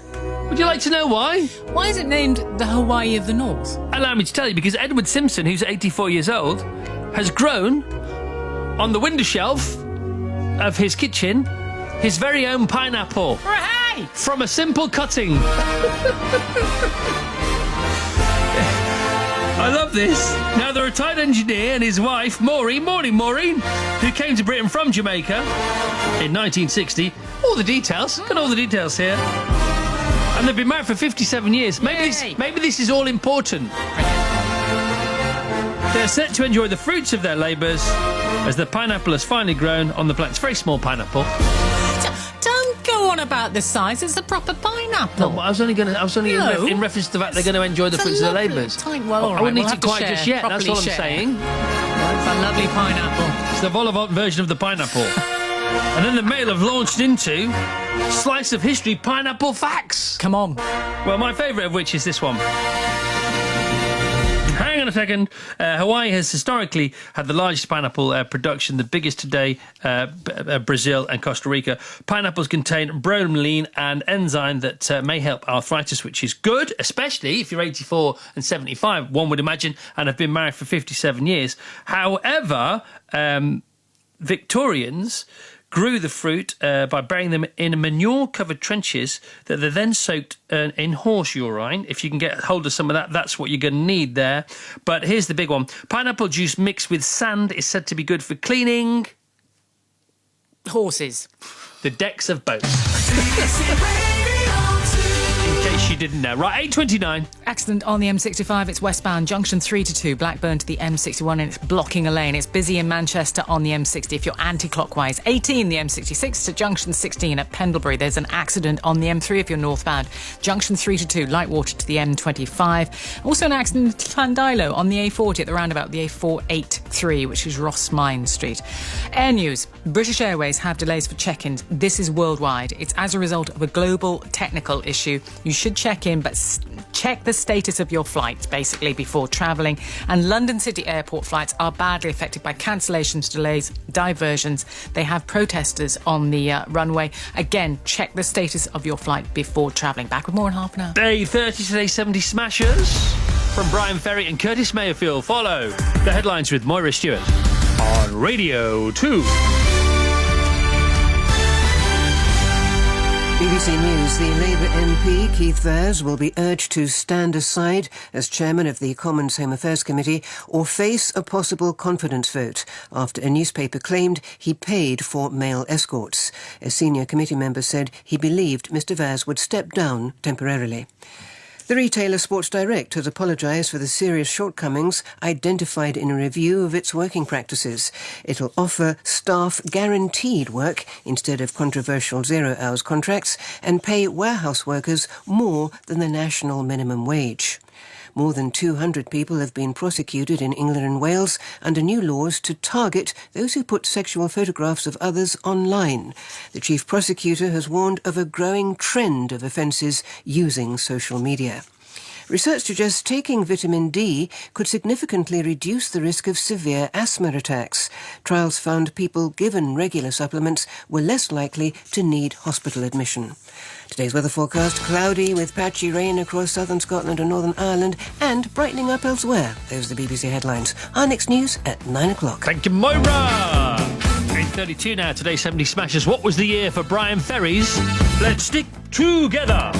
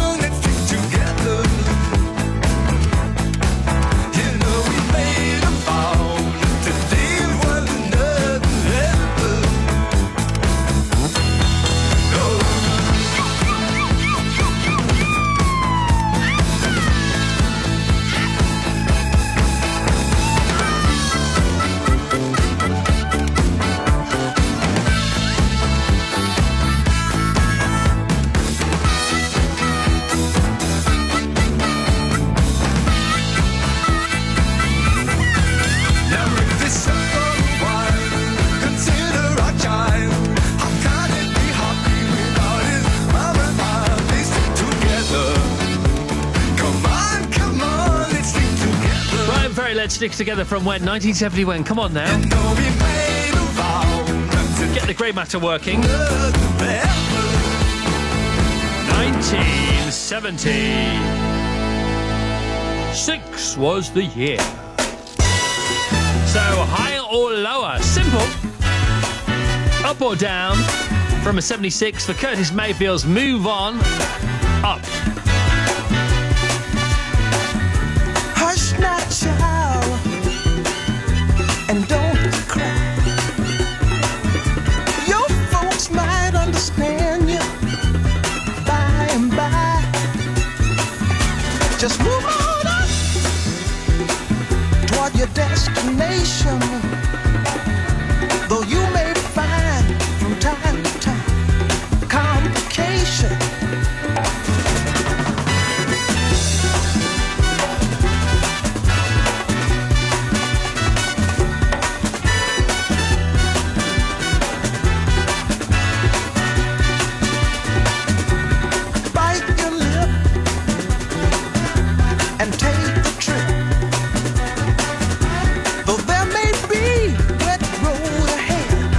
Cannot slip. Just move on up. For peace you'll find into the steeple of beautiful people where there's only one kind. So hush not, child, and don't cry. Your folks might understand you by and by.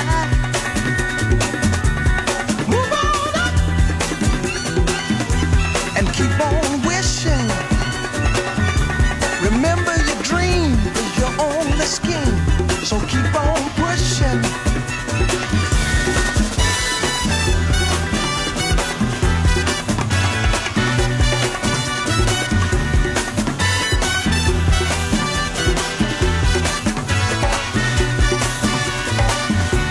take nothing less than the supreme best. Do not obey, no mistake for safe, but you can pass the test. Just move on up, move on up, but move on up. Watch out, but just move on up. But move on up. Curtis Mayfield, higher or lower than 1976 for Move On Up Vassos? Oh, move on up, higher. No, lower, 1970. Only just snuck into the decade. Sounds very contemporary, doesn't it? Isn't it? Yeah. So, Christoph, how much does Guy, your studio manager, really look like Jurgen Klopp? The Liverpool manager. Lots is the answer. Yes, lots and lots and lots and lots and loads and loads and loads. And ever since he's lost weight over the summer, we don't know how, because he went on holiday for 3 weeks with his kids, and he's come back lighter than before he went, which doesn't make any sense at all. Mind you, it was a 3-week camping holiday. Ah, yes. So lots of activity going on there. But he looks even more like Jurgen Klopp now, and also a bit like Stephen Merchant. Yes. Doesn't he? If there was a little hint of Stephen Merchant there as well. We think he looks enough like Jurgen Klopp to earn some cash as a Jurgen Klopp lookalike. We really do. And Jurgen Klopp is very much the new Jose. We don't, it's everybody loves Jurgen Klopp. I know some people who have some tickets, some season tickets, just behind the manager's dugout. Oh, yeah. At Liverpool. And I'm happy to phone them up today and say, can you spare one for the next Liverpool home game so our guy can sit behind Jurgen, because the newspapers will go mad for it. And Soccer AM and Sky Sports, they'll go mad for it too. It's Jurgen and Jurgen. Jurg. I don't know what they do with that, but they do something with it. Oh, no, I know. And then you could like take lessons in Jurgenisms, because he doesn't just sit there quietly on the touchline, Jurgen. He's quite the demonstrative manager. There are veins to be seen. Yes.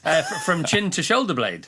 And charging up and down the touchline with goals scored at the last minute. Fantastic. Yeah. He is good. He is box office. This could happen. It's time once again to tweet a Guy, the studio manager, versus Liverpool, Jurgen, the Liverpool manager, a split-screen photograph, don't you think? Absolutely. It's going to happen.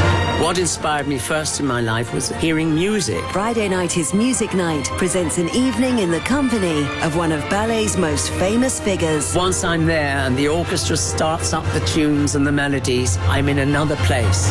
Wayne Sleep. I am so looking forward to doing Friday Night is Music Night, to be in amongst the swell of the orchestra sound. From ballet to musical theatre. And everything in between. Join me for this special night at the Watford Coliseum on Monday the 10th of October. Head to the BBC Radio 2 website and look for tickets to find out how to buy yours. So what we're going to get Guy to do is we've gone onto internet and we've got 3 typical Jurgen poses, okay? Yeah. So we've got a profile of him screaming to the players on the touchline, a couple of others, and we're going to get a little sort of Jurgen or Guy versus Jurgen gallery going on Twitter or Instagram. I just said that. Yes. I don't really know what that means. I just said it. Right, let's get back with a bunch of people who are back on our screens after how many years is it now, Vance? Yeah, all morning, Chris, we've been inundated with texts of love for a TV treat back on our screens after more than a decade away. So a group of friends reuniting last night with the return of Cold Feet. Please welcome today's not-so-mystery guest and one of the stars of the show, Pete Gifford, a.k.a. John Thompson. Good morning, John. Good morning. How are you today? I'm well. I've woken up to quite a phenomenon, really. So tell us about the trepidation to your waking up today, because it's a really big deal, this, isn't it? It's huge. When I saw the first episode with a little screening, just cast and producers, there's so much riding on it after 13 years to kind of deliver the goods. There's so much more than that, but to deliver the goods and maybe even better it, to come back with a bang. But I was quietly confident. Me and Jimmy Jimmy was, it's good, man, it's good. And I was like, I was slightly overwhelmed by it. But it's all very well when the industry go, we're very happy with it and we're very proud, because it's their job to say that, you know what I mean? And it was down to the punters last night, the real people, to say what they thought. And now, well, that speaks volumes now, doesn't it, really? And of course, nowadays, unlike when Cold Feet was first screened, you can be told, if you go to the various places where this happens, during the programme what people think of it. Did you do that? I didn't, because I was so overwhelmed with friends and family well-wishing me with just normal texts. I daren't even step into the realm of social media, because I've never gone to bed last night. Well, Bridget Jones had her premiere last night in London, which was no small affair, I have to say. But you just about divvy it up 50-50 with her and that epic this morning as far as coverage is concerned. So you've got to be pleased. You got amazing reviews from the critics, but forget those guys. Let's go back to the real world, as you quite rightly say. We asked at the beginning of the show, what did you think? Overwhelmingly, double thumbs up. So congratulations. Oh, fantastic. Yeah, it's just brilliant. But it's just great to be back. And it's just like Jimmy said when we were filming it. He said it's like we've never been away, and that was one of the reviews of the show, and that's how it feels. It's just, it's just so much needed, really. That kind of. I'm so happy. So happy. You sound really happy. I am. I'm a bit overwhelmed, Chris, to be honest. Which is fun, which is cool. Often it's not what you say, it's how you say it, or how you respond. Not with the words, but with the emotions. We can hear it in your voice. It's brilliant. Yeah, I'm a little bit overwhelmed because I've sort of sat on. I saw the screening at the end of May, I think, and I've not seen it since. And I've sort of sat on it and thought, okay, I think it's all right. We'll do okay, but you never know. It's hard to be objective as an actor, And then today, I've woken up to, like I say, a bit of a phenomenon. Now, it's fun to bring it back for, say one anniversary, one-off special, or a series. But you've got a hit on your hands here, so this is going to run and run again. Are you ready for that? That'd be nice, absolutely. I mean, it's the nice thing this time round for the fans of the show is the previous series were only 6, so this is 8 this time. So we've got an extra 2 on this. So I presume if we do go again, it will be 8 again. Just like the American series, they go to. I mean, some got to 12, and some even got to 21. Yeah. Are you ready to go again? There's talk of there is talk of a date next year. If it happens, I am ready to go again. Yeah. All right. Now, John, we've seen how the characters have changed and evolved, and the reason it's going to work is because we are all now measuring our own lives by their lives, and that's the gorgeous parallel journey, isn't it? That's why this is going to work, and it's already working. I'm sort of bound to ask you how you've changed as a person since it's been off screen. Oh, dramatically. One of the questions was, are the characters in Cold Feet older and wiser? Yeah. Well, older, obviously, yes. The characters, wiser? No. Older me? Yes. Wiser? Hell yeah. Definitely, yes. I'm a changed man. I didn't really know that. One of the problems when I first did the show was I'd done a few bits Fast Show and Men Behaving Badly, but I didn't really realise that I had such a monumentous hit on my hands, and I couldn't really cope with the byproduct of fame. Yeah. And I bought into the, parties and everything, and it was all too much. It was too overwhelming now. So what I just kind of now is I just relish the job, and I'm very grateful for the job I do, because it's so brilliant to do a job that you love and get paid for it. I mean, I'm just eternally grateful for that. But especially this, because it's just like, it's working with your mates. I know, it's the best thing in the world. It's the best thing in the world. Life is a roller coaster. Showbiz, often even more so for the right reasons or the wrong reasons, but you survive to tell the tale, and it's now your duty to tell that tale. So thanks for being on the programme. It's been an absolute pleasure, and don't forget we've got another 7 now, every Monday night at 9. I don't think anybody's going to forget, John. No. Huge hit. Cold Feet is back, and has not disappointed. We haven't got a single anti-Cold Feet text to the show. Not one. Not one. Millions of people listening. Not one. What do I have to do? I scoured the waves for a song. You were already whistling my tune.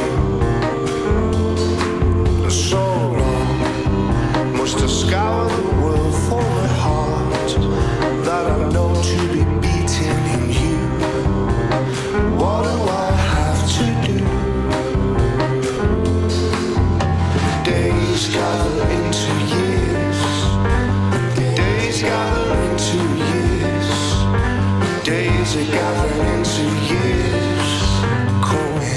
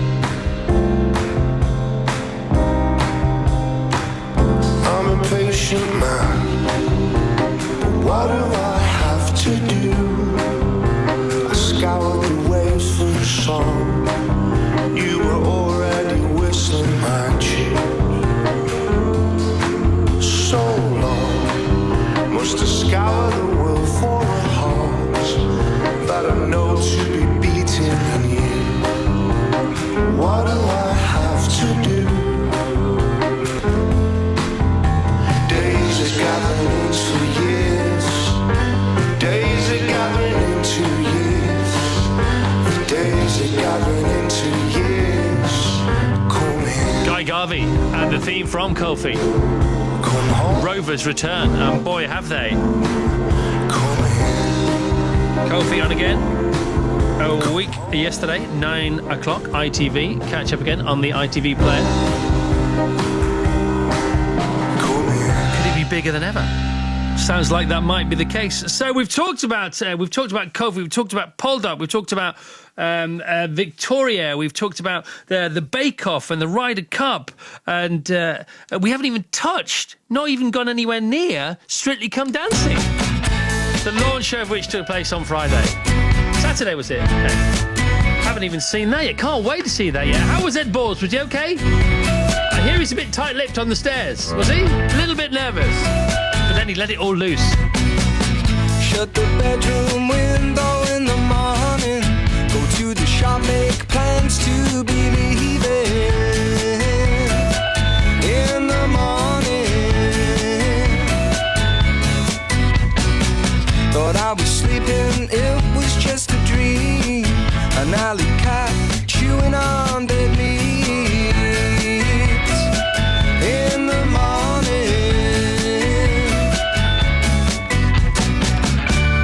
Out of the dark and into the lights. When the morning comes, I will be alright.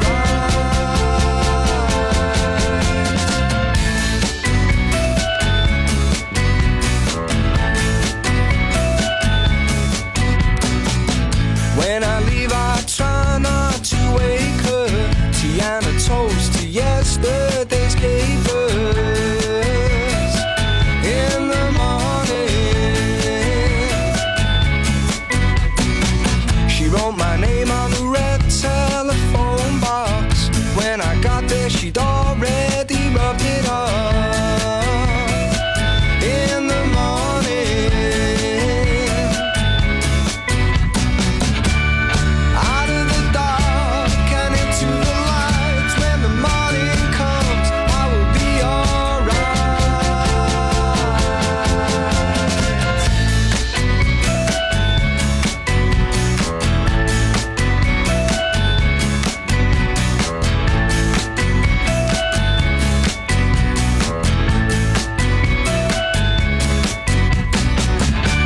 And all this time I've watched it change, but it's still the Coral in the morning.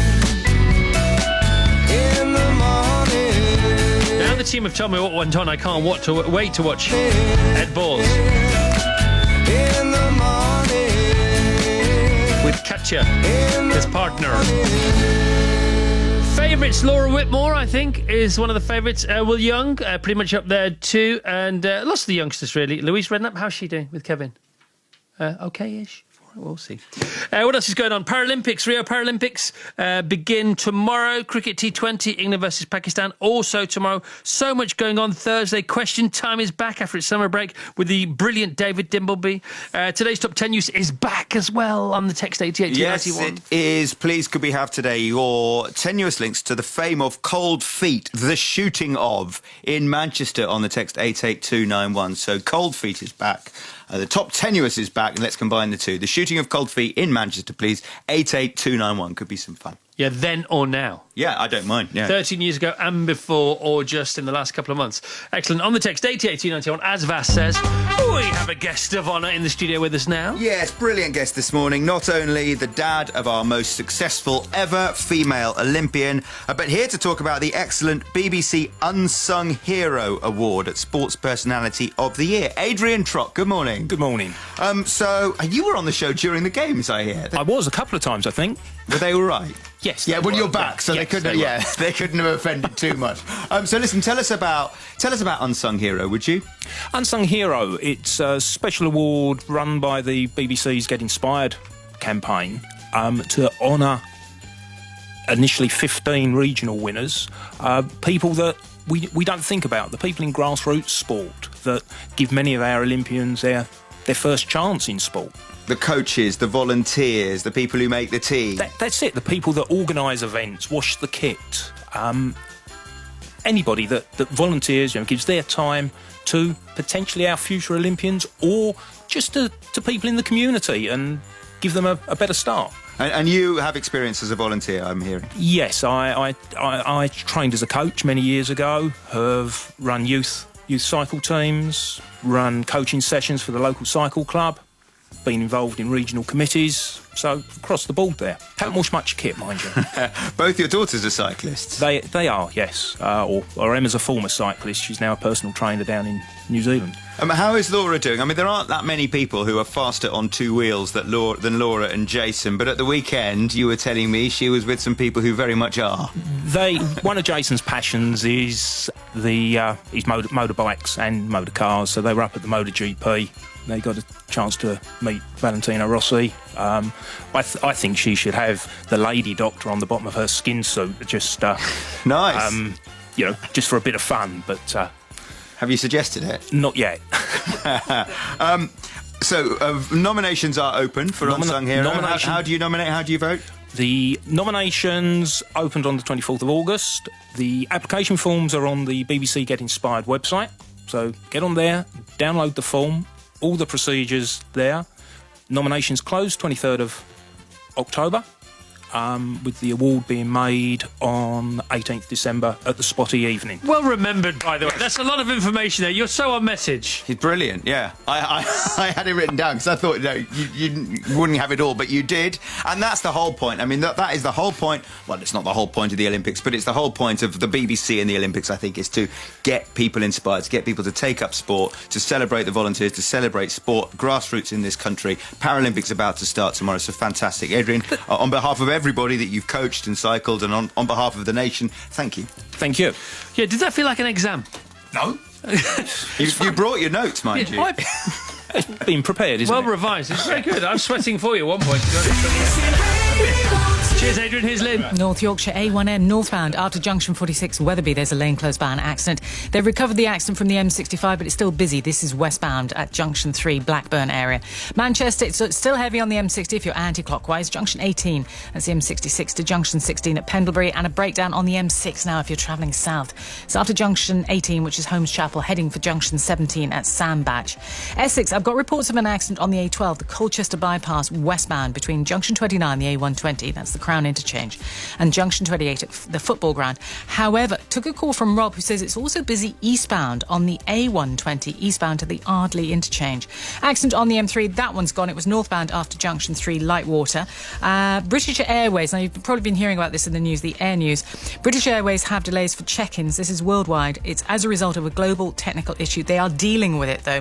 You should check the status of your flights, but I think they're hoping to get that all back to normal shortly. Back 4.5 now. Who does love a bit of Jane Austen? You've got to love a bit of Jane Austen. If you love a lot of Jane Austen, how about this? The Jane Austen Festival in Bath. That's this weekend, the 16th annual festival. You'd go there, wouldn't you? Who wouldn't? You'd go there, have a nice time, wouldn't you? Yeah. A bit of culture. What about the Goodwood Revival? That's this weekend as well. You'd go there? Of course you'd go there. Mm-hmm. The greatest motor sport event, I think, in the world. But you can also go to the Ludlow Food Festival in Shropshire this weekend. And already we have more onomatopoeic reaction than as far as the other two are concerned. And the other two are a 5-star events. But listen to this. Listen to what else goes on at the Ludlow Food Festival. As if that's not enough to hook you in. Oh, stop it. You're dribbling. Highlights include the Ludlow Sausage Gala, right, and ale and bread trails, plus the slow food taste workshops and cider making. Yeah, what about that for the weekend? See you in Ludlow. Yeah, bye. Bye, everyone. We're off now.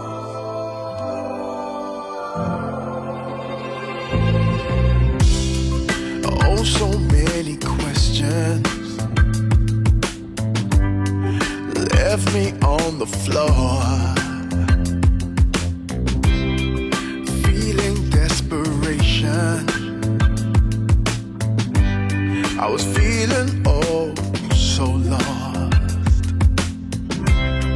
looking for an answer to my prayers. Yeah, yeah. I guess it's always dark before the dawning. World lit up, it's clear to see. I'm so happy, baby. Don't need $1 million, 'cause everything's alright when you let your love shine down on me, baby. You ain't like all the others.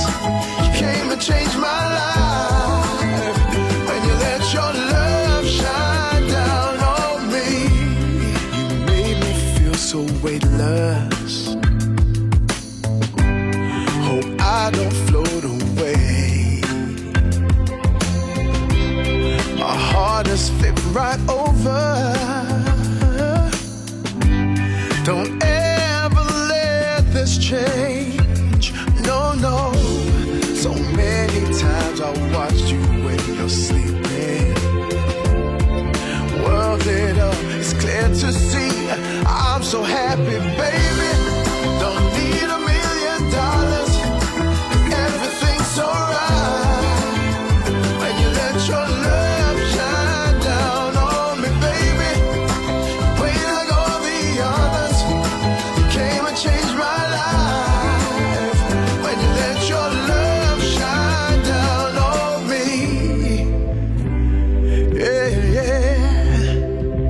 Let your love shine down on me. Oh, never loved nobody the way I'm loving, the way I'm loving you. $1 million.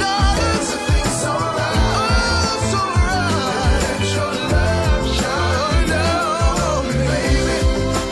Way like all the others, came and changed my life.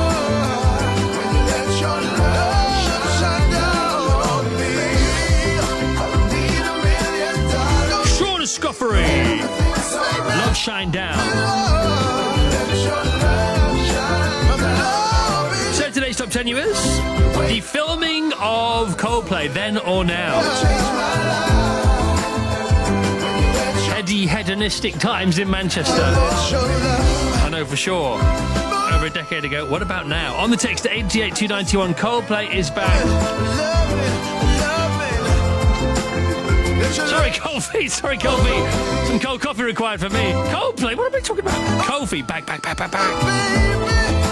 Coldplay, they've been here for ages.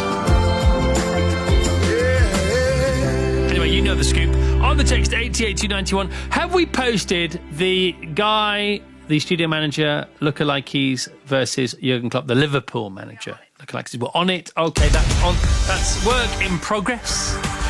Coming back with the Gobsmackers after Moira Stewart's news at 9 o'clock on Radio 2.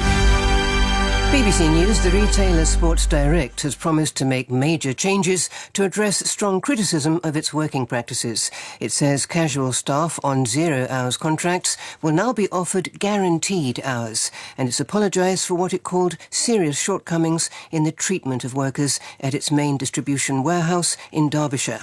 The union Unite has said staff were subject to Victorian working practices and lived in constant fear of losing their job. The Labour MP Keith Vaz will be urged to stand aside as chairman of the Commons Home Affairs Committee or face a possible vote of no confidence after a newspaper claimed he paid for male escorts. Norman Smith reports. MPs on the committee will today wait to hear Mr Vaz's version of events. He will be given the opportunity to justify himself, said one. But the expectation is that Mr Vaz will be asked to stand aside as committee chairman, at least temporarily. However, if Mr Vaz declines to stand down voluntarily, it's understood the committee will give Mr Vaz 24 hours to reflect on his position. They will then reconvene tomorrow to decide what action to take. More than 200 people have been prosecuted for sending private sexual images of someone without their consent since a new law came into force in England and Wales last year. The Crown Prosecution Service says that rape, domestic abuse and sexual offences now account for almost a fifth of all cases. The Director of Public Prosecutions, Alison Saunders, says the cases known as revenge porn are part of a growing trend. The trend for using social media to commit offences is definitely growing. I think it's much easier to do so. It's more immediate. You've got a better reach. But of course, there is a flip side to that, because what it does mean is it allows us to really trace the evidence, to take it and to use it in courts. London City Airport says it's had to close its runway due to protesters getting onto the site. Police say they're speaking to the demonstrators, and at this stage there have been no arrests. Research suggests tiny particles of air pollution can get into the human brain and could contribute to the development of diseases such as Alzheimer's. The study found nanoparticles of magnetite travelled through the tissue of the nose and via the nervous system. The first 3 titles of the new Harry Potter e-book series were published at midnight. The Pottermore Presents shorts are all designed to be read in about half an hour. Laura Ward is a Harry Potter fan and blogger. I think it's quite exciting. The concept of Pottermore works that way anyway, so you get short snippets from Pottermore, more information about characters you may never have seen, more detail about places. These short stories are going to give us a little bit more of an insight into the wizarding world rather than Harry Potter itself.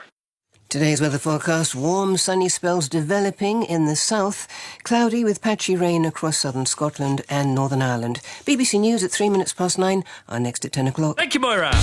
Online, on digital radio, and on 88 to 91 FM. BBC Radio 2. Gobsmacker time! Starring Charlie Doolan's choices from Reading in Berkshire. And Charlie says, these 2 songs will forever be tied to key points in my life where I was getting tastes of the big wide world. One was the college banger when I was studying for my business and finance diploma, and the other was the only band the in-crowd in my sixth form common room would allow to be played. Charlie has picked Big Mountain with Baby I Love Your Way, but first, the Smiths and this charming man.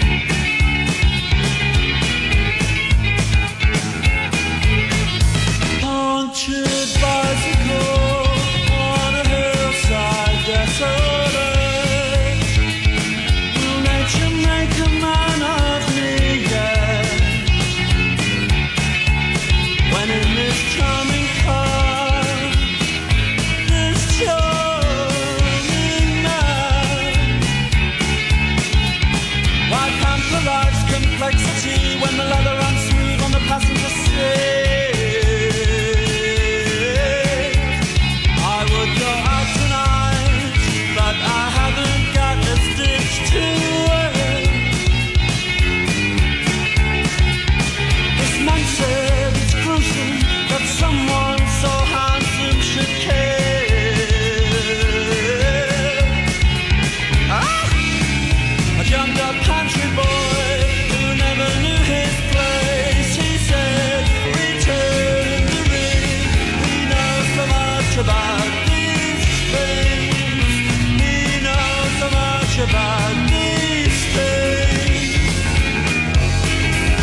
I would go out tonight, but I haven't got a stitch to wear.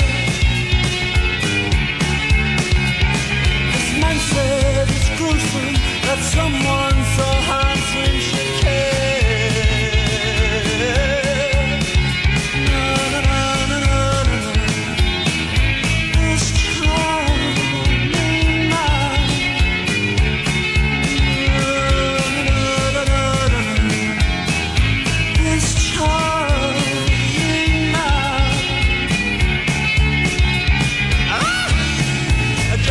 Country boy who never knew his place. He said, return to me. He knows so much about these things.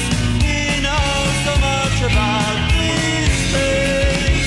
He knows so much about these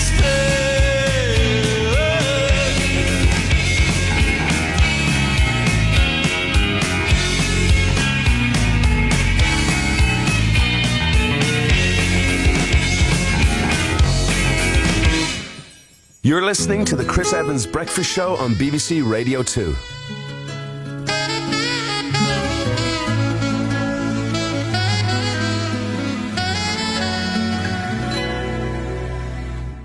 Ooh, baby, I love your way every day, yeah, yeah. Ooh, baby, I love your way every day. Shadows grow so long before my eyes, and they're moving across the page. Suddenly the day turns into night, far away from the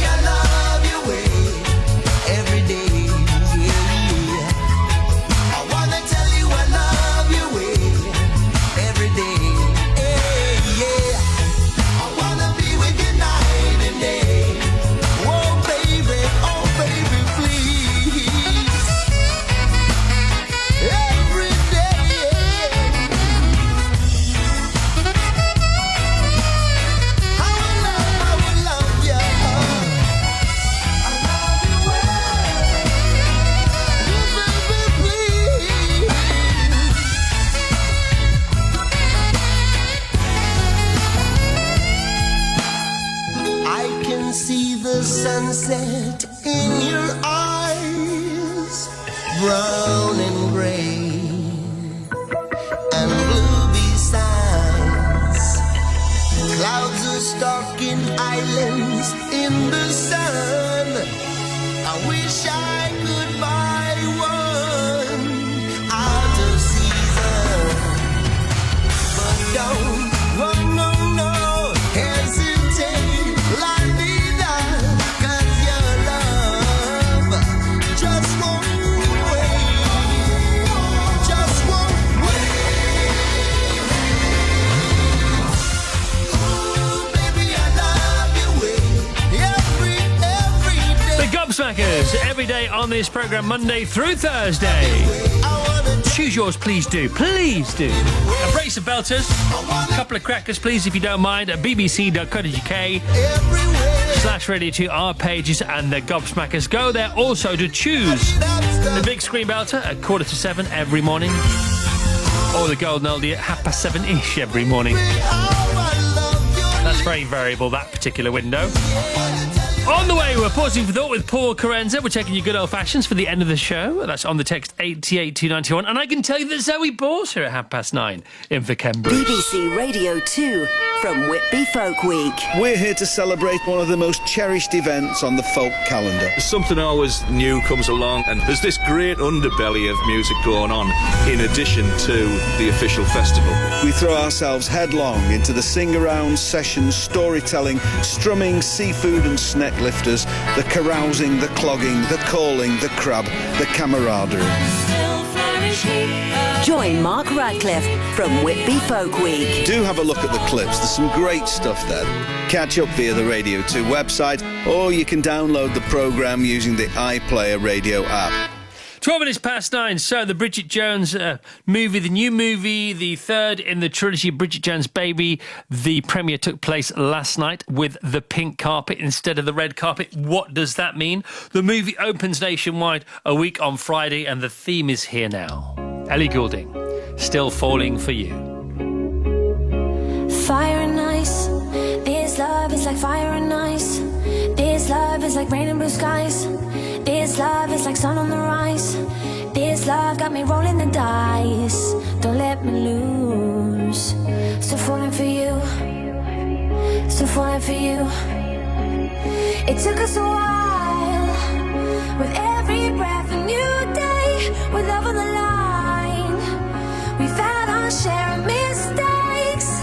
But all your flaws and scars are mine. Still falling for you. Still falling for you. And just like that, all I breathe, all I feel, you are all for me. I'm in. And just like that, all I breathe, all I feel, you are all for me. No one can lift me, catch me the way that you do. I'm still falling for you.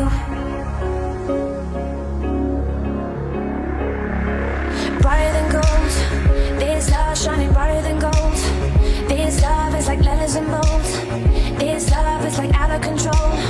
This love's never growing old. You make it new. Still falling for you.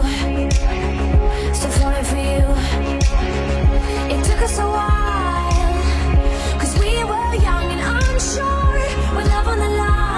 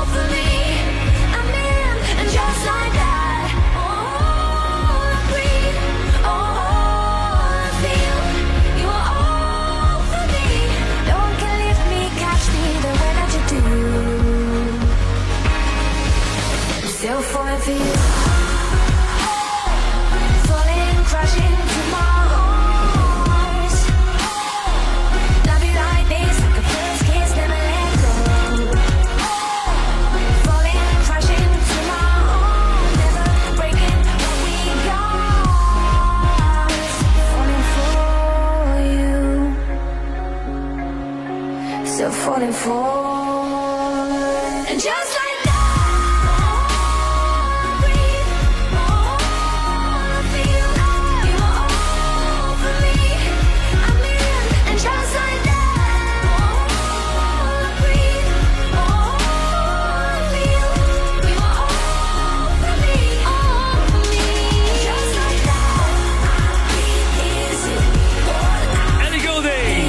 Falling for you. That's the theme from the brand new Bridget Jones movie, Bridget Jones Baby.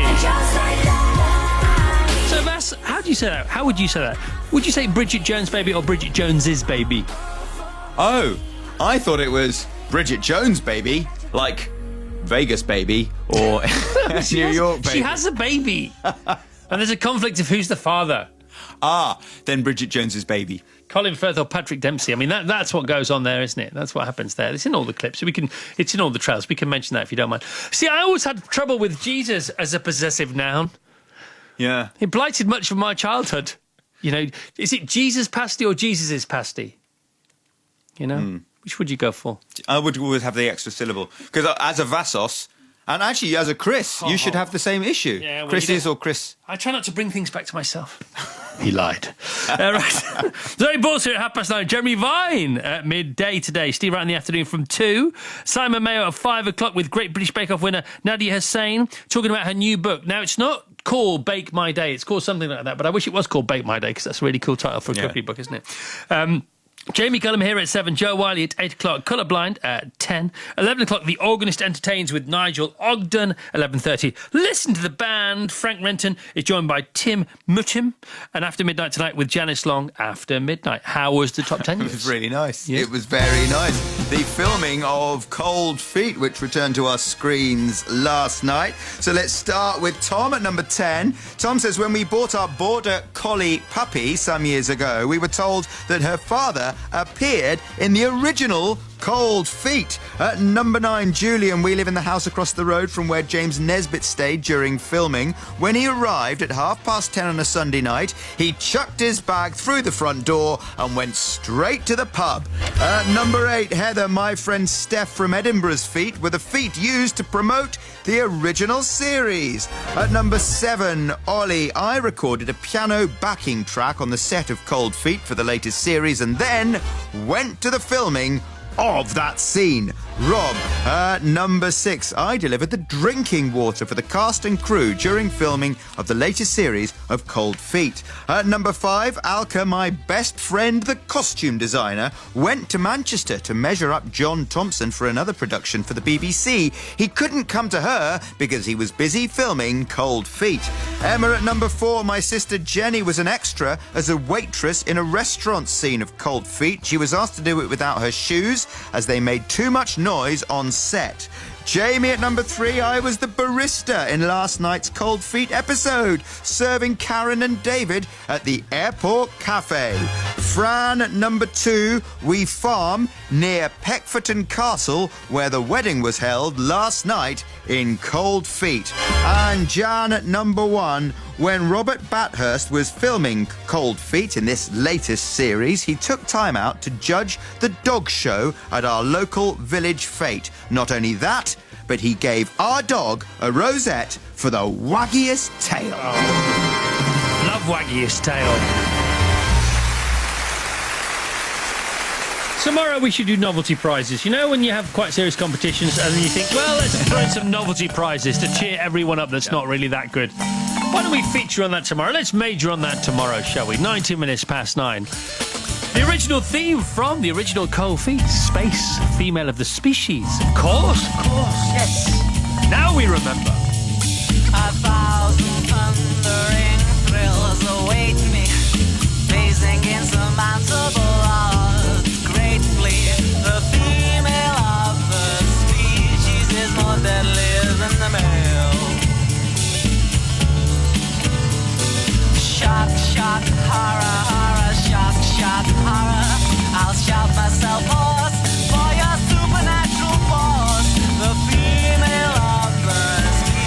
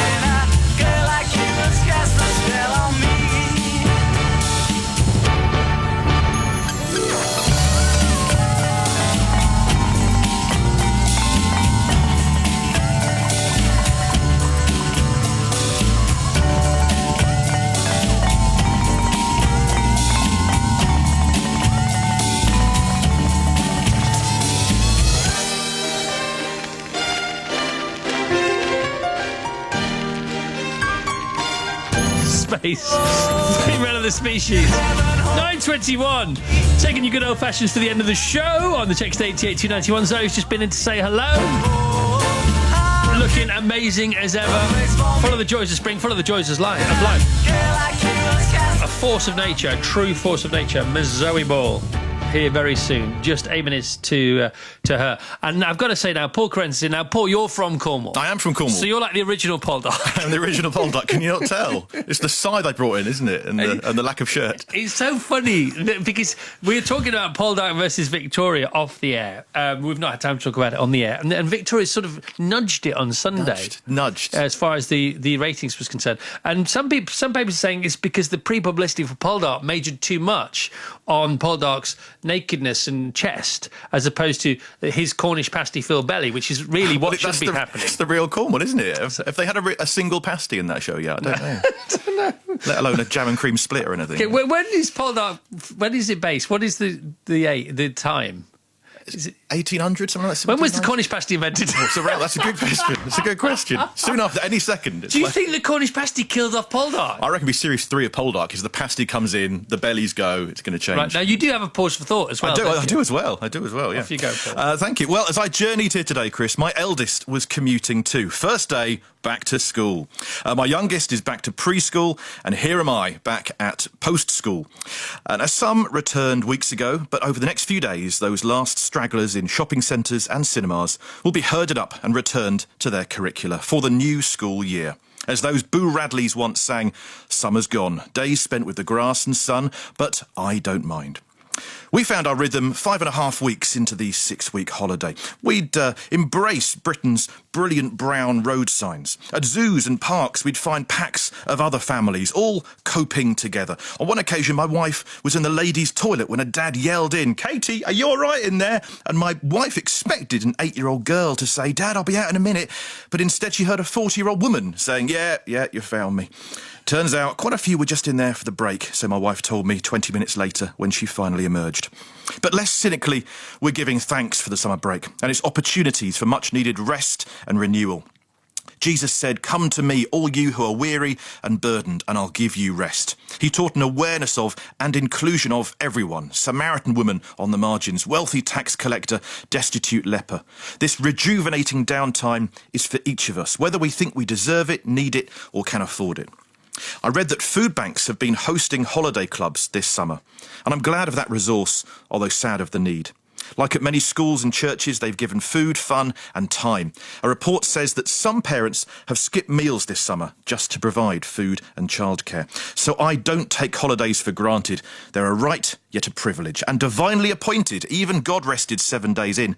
So thank you, summer child carers, from holiday clubs to friends, godparents to grandparents, many of whom I'm sure are now off to enjoy their holidays at term time prices. And teachers, I hope you managed a rest, because now it's over to you.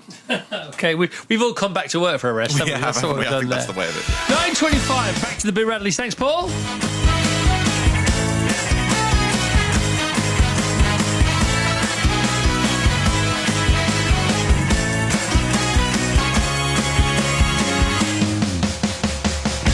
Summer's gone, days spent with the grass and sun. I don't mind, to pretend to do seems really dumb. It seems really dumb. I rise as the morning comes.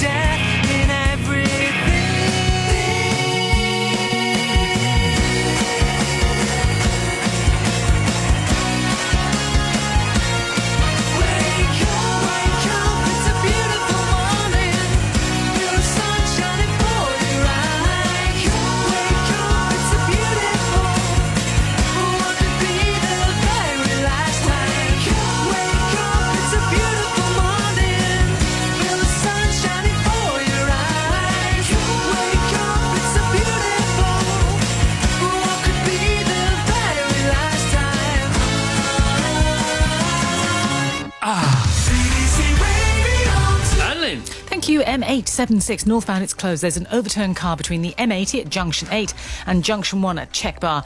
Slowing on the M74 if you're travelling south, 4 to 5. That's the M73 to Wraith Interchange. There's a lane closed by a stranded vehicle. You've still got delays to the south of Blackburn on the M65 if you're travelling west, Junction 5 to 3. There was an accident. It's been moved off the road. They've also removed a breakdown from the M6, which was southbound, 18 to 17, Holmes Chapel to Sandbach. Problems on the M25, anti-clockwise, an accident which has taken out a lane 25 to 24. That's the A10 to Potters Bar. Thanks to Howard for that one. And also the M25 is queuing anti-clockwise from Junction 13, Staines to Junction 12, the M3. Now, Kevin called in about this. He says there's an accident at the start of that queue. Looking at Air News, British Airways have delays for check-ins. This is a worldwide problem. It's as a result of a technical issue. Passengers should check the status of their flight before travelling. And London City Airport has been affected by cancellations, delays and diversions, not only by that, but by protesters on the runway. Back with more in 20 minutes. Thank you, Lynn.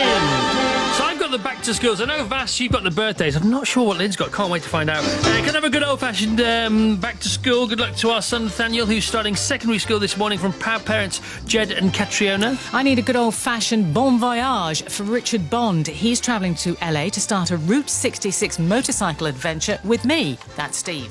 Mum Nicola says, can I have a good old-fashioned wakey to Anastasia Willits and her friend Caitlin, who had a 14th birthday sleepover last night and are going back to school tomorrow. From Mum and Dad, a good old-fashioned, you'll be fine. Honestly, you'll be fine. Seriously, you'll be fine. To my daughter Lauren on her first day at secondary school and first bus journey. Good old-fashioned congratulations to Anne Smith celebrating her 80th birthday, and to my wife Sue Smith as they're celebrating a 30th wedding anniversary. That comes in from Andy. Can you please give a very loud, good old-fashioned shout-out to my wonderful mum, who is an amazing 87 years young today, says Fiona. That is amazing. Now, sorry, Vassos didn't know, Zoe, that you were going for the leopard print top today, so he can only apologise for the clash, can't you, Vass? I know. Who put it on first? You see, this is the thing. Who's going to take it off first? But come on now. Oh, Lord, no, we definitely don't need to see that Get at this hour. There. Social For goodness media. sake, for That's goodness what sake. Tuesday mornings need. Lovely to have you back. She doesn't mean that, obviously. I do.